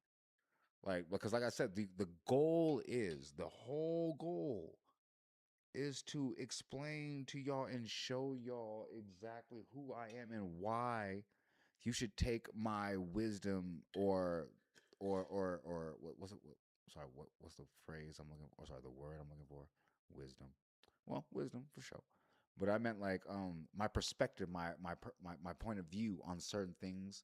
Like you could say, oh yeah, no, he's been through. Now trust me, if he say walk like a duck, nigga, that shit's a duck. Like you feel me? Like I want y'all to just know, like take it to the bank. Like I could tell you a story about how my partner got offered 26 years and t- took it to trial because he was like, I'm not taking 26 years. That shit sound crazy. I'm sorry, it was 20 years. I'm sorry, it was 20 years. And I was like, bro, that's a great idea too. Like who like 20 years is the max, right? Like you be thinking like 20, like bro, like that's my life already, bro. 20, like fighting that. Like he was like what 26 at the time. Like it was like, bro, the deal was 25. Like hell no. Nah. I think it was like 21 or something. No, the deal was 20. I'm sorry, the deal was 20. I remember that. My bad. And then nigga lost trial. I remember because I was fighting my little punk ass robbery case. They offered me 6, and they ended up offering me a they offered me a deal for 2, and I was like, no, I'm going to trial, nigga. Bro, we was in the same pod together. What was his name? Then started with A. I can't remember the whole thing, but it don't matter. We ain't trying to further. But yeah, the nigga lost at trial. They gave that nigga 44 years. I remember him coming home and from court. Like we were in the pod, like you know what I mean. Like I said, we used to always. He had all the magazines. He had all the we call them straight stunting, where it'd be all the scantily clad girls, and it'd be like the new hip hop magazines. Oh, he hip. Sorry, the new hip hop magazines because he's been fighting his case for a minute. So he had all the subscriptions. So I was waiting for him to come back so I could be like, hey, yeah, let me get that big booty one, whatever. You know what I mean? But I remember when he walked in the pod after the because they came late. They came back late from court. So I remember when he came back in the pod, like it was after dinner. It was like 5. He was in late trial, like late court. I remember when he came back in, he was.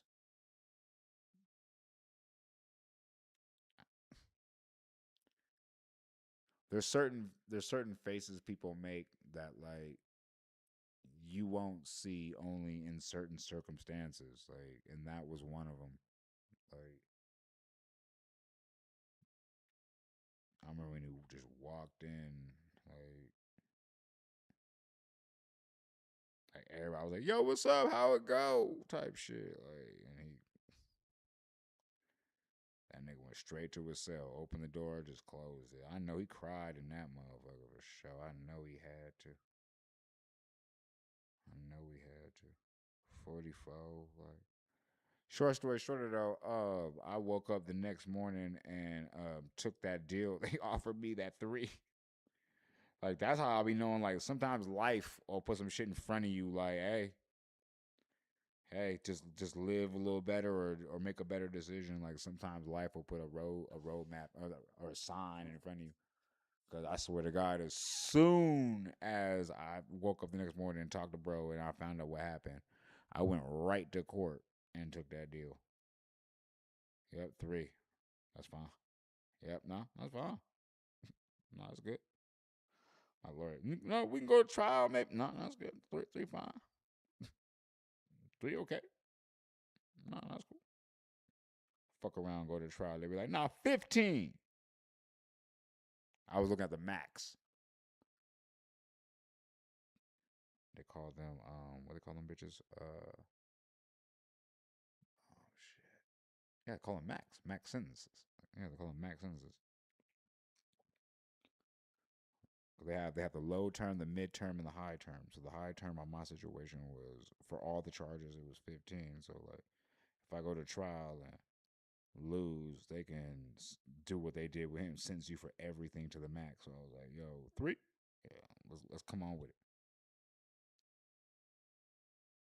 But yeah, bro, 44, bro. And then when you even get that little 3, like yo, like 3 years sound like a lot. Like it is a lot. Like I ain't gonna hold it's a lot. It's a lot.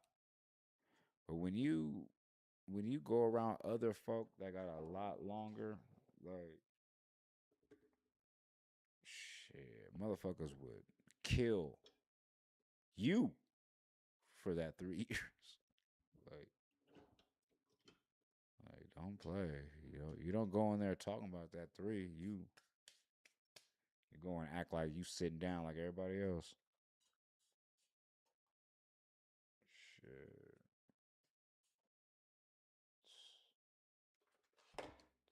Another.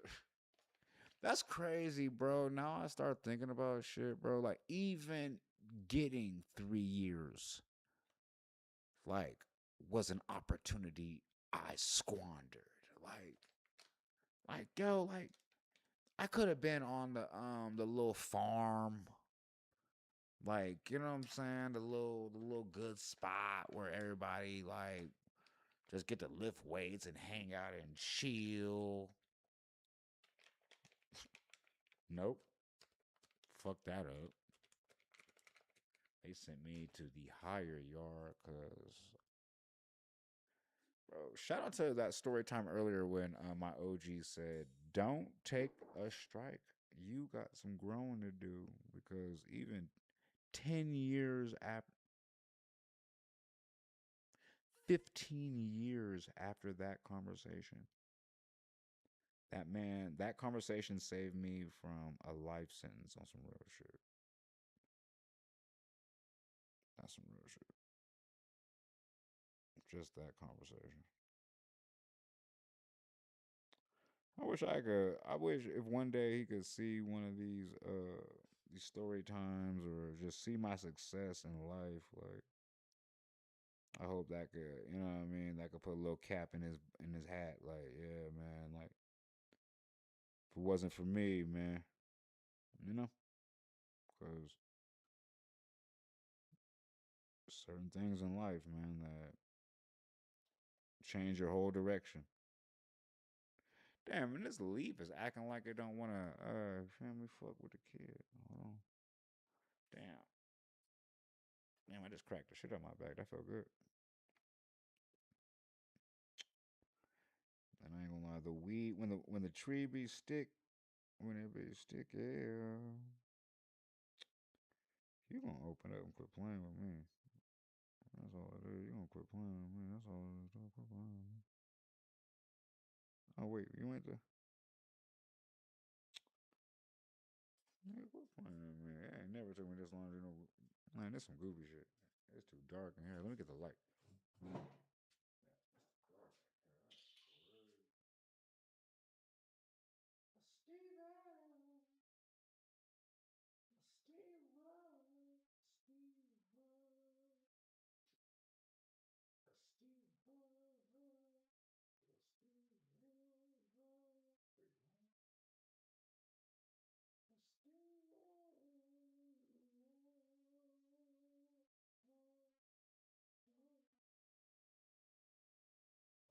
they did some weird shit with this one. I ain't finna fuck with it.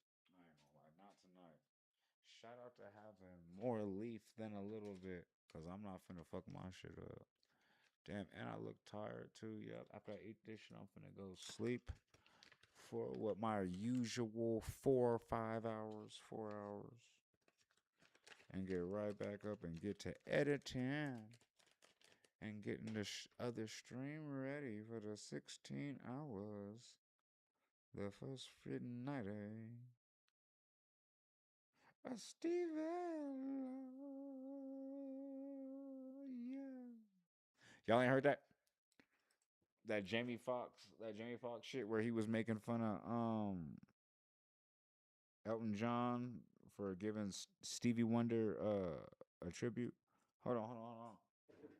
Got it right here, like the here it goes. If y'all can hear this shit, hold on. And we'll always love you, Stevie. That's hella funny. I have been trying for the longest time to bitch. Find this shit to understand. To Stevie on, but here we go. Chat. Uh oh. Not Steve L. Okay. You the king.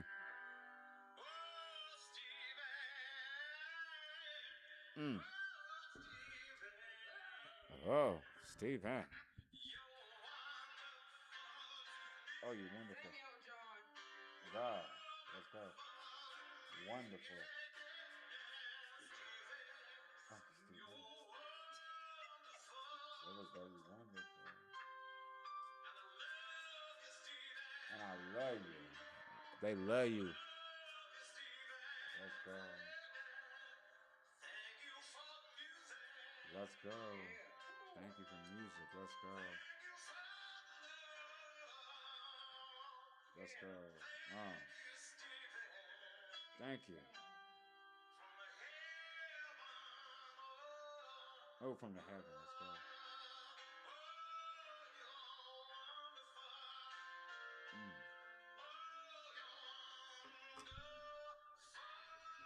Let's go. Let's go.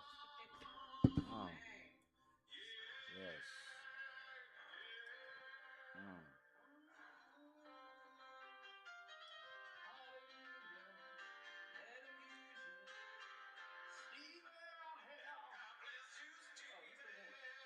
Oh, and God bless you. Okay. Okay. Go Elton John. Let's go, Elton. That's Elton John. Okay, now here comes Jamie Foxx.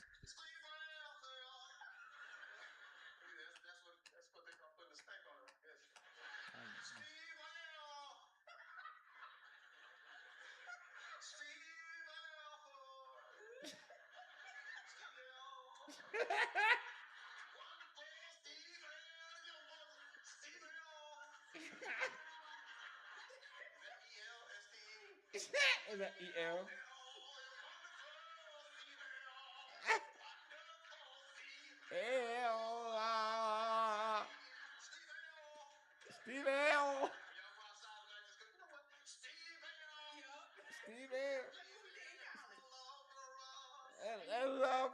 right. Nah.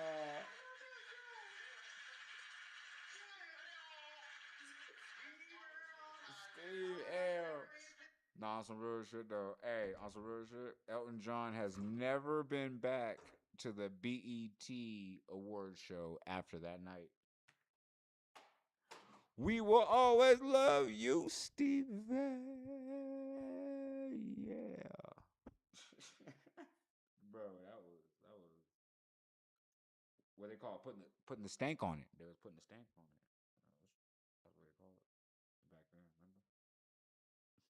Just putting the stank on it. A Steve love. We will always love you, Stevie. Oh, oh. That's my shit. I ain't gonna lie. Like you ain't. Hey, you ain't lived until you just walked outside. Steven, that shit feel funny, guy. That shit hit. I ain't gonna lie. That's my shit. Steven, like that shit hit. In public too. In public too, bro. Just out of nowhere, you just park your car, just hop out the car, like do a good parking spot, back your car, and like all the right way, like parallel park. Steve L. Like, oh god, like did that. Love you, Steve. Hoorah. Yeah, how about? We will always love you, Steve. That's my shit. Yeah, you ain't never seen Elton John back at BET nothing though. To be honest, after that though, that's crazy. Nigga gave us one of the greatest sound bites we could ever get, and then just went MIA. That's crazy. I feel it though. A lot of people gotta learn to bounce back from negative pub. Yeah, man. It is what it is. You on camera, nigga. Like I think I was the only one who was never mad at Vlad TV. Even back in the day when there was no other podcasters and shit, like doing what we do and shit, like I was never mad at Vlad TV. Everybody was like, he getting these niggas snitching and woo. I was like, but the nigga just asked him a question and they answered. Like, so how is he working with the police? He put the content out. Well, that's what the fuck you was here for, man. I'm confused on the crime. Like there was always a lot of warning signs, not warning. There was always a lot of signs that I was gonna do what I'm doing now. Like this, my personality and all that other shit. But anyway, got this. Ooh, got this decent too. Shit. I rolled up like it was still like 3 o'clock in the afternoon. Shit, not 3 o'clock in the morning. Well, shit, we got a. I guess we're gonna put that. Call this that good night. We were we will always love you, Stevie. With this one, yeah. That nigga with the yeah. Oh, we doing too much extra no shit, Stevie Wonder isn't Stevie. Remember Billy Squire, my grandson, head bangs to kind of love, not sure whether to be impressed or embarrassed. No, I ain't gonna lie. Your son's actually on the right track. Yeah, when they start listening to like dope shit, like you wouldn't see coming. That means they have some good parenting in the DNA. Like you know what I'm saying. You gotta just and you can't say nothing because if you say like, "Oh, that's dope," then they'll think that like you're gonna ruin it for them. Like so, you gotta just be like, "Oh, listen to that," and just don't say nothing.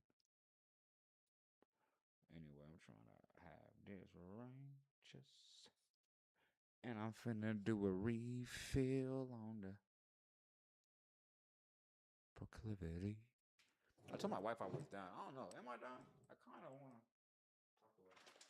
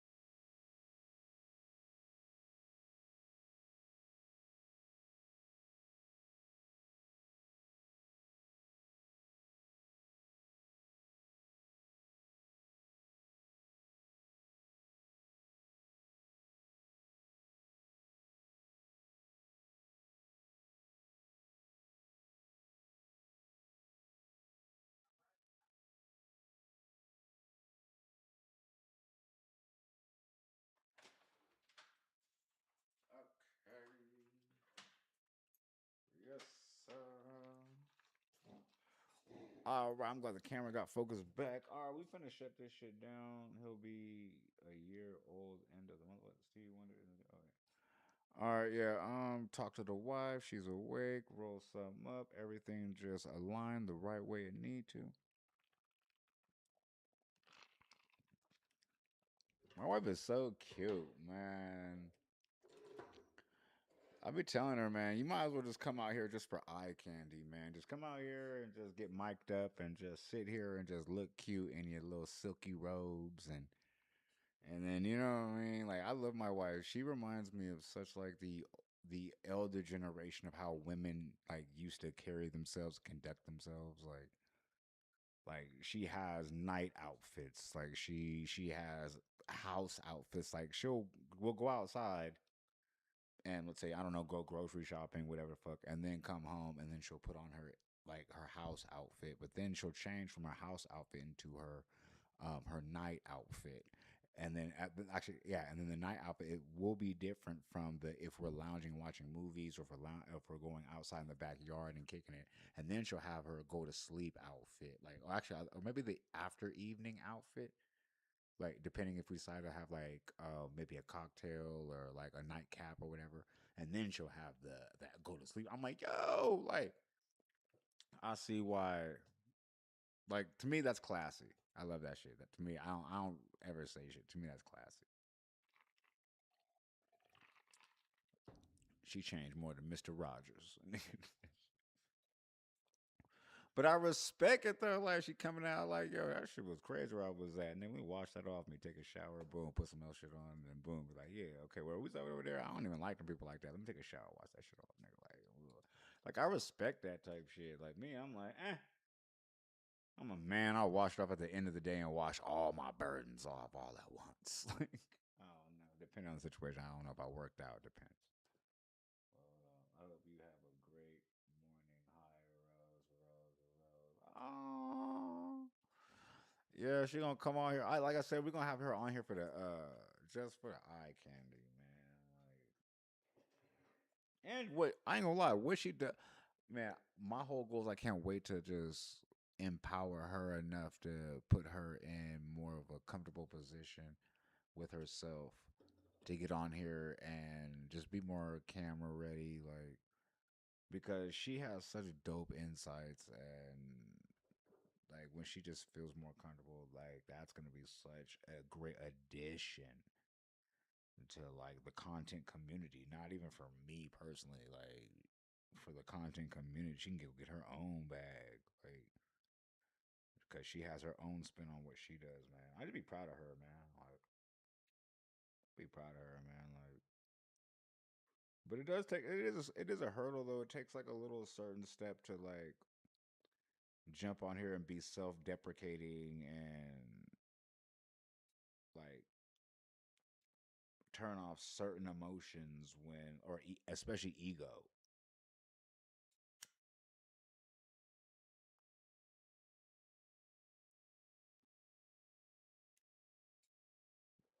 But this is for me and my beautiful wife that we're about to smoke together at 3 o'clock in the morning, man. Like,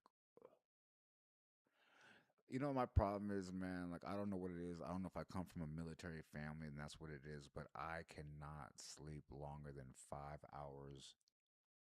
It doesn't matter if I've been drinking all night. If I've been drinking all night and smoking weed and doing crazy shit, I'll sleep 6.5 hours. But like every night, no matter what, like 5 hours. So I'll go to bed right now, 8 o'clock, 9 o'clock max.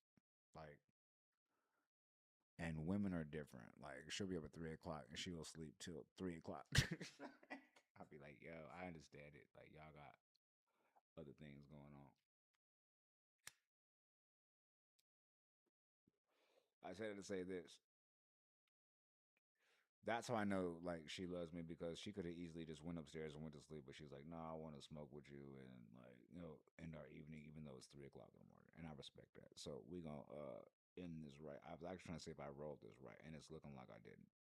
This bitch opening up. Want her to come out to something proper.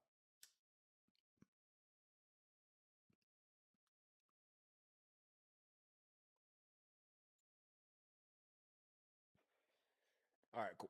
Um, so if we don't have any urgent matters, anything else to get to, urgent matters, concerns, things we might have missed, things that maybe requests, and maybe even urgent matters or anything that I might have missed going forward for the next stream. If I haven't broached any of those subjects, I apologize. But this stream on the last legs, and we're gonna see what's up with TikTok. And I love y'all, man. Like, so for real, like Heather, especially, man. I wish we could get Sacred back on board. I wish we can get the original chat with it, but I know I was too inconsistent, and there was a lot of problems with the platform not appreciating the content. And you saw what happened on TikTok. Like, it was a lot of YouTube doing a lot of that to me. Like, you guys were there in the beginning when I only had like 500 subscribers type shit, and then all of a sudden I blew up, and then it went to like 10,000 and 15,000, and then YouTube started treating my shit crazily weird. Like, but that was new for me, so I was learning in my journey. So what I will do is say blessings and salutations.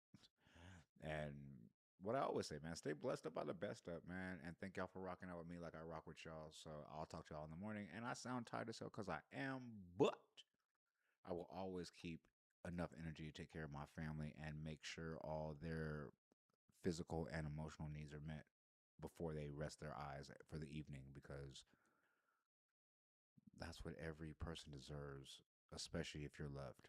Now, y'all stay blessed. We gone.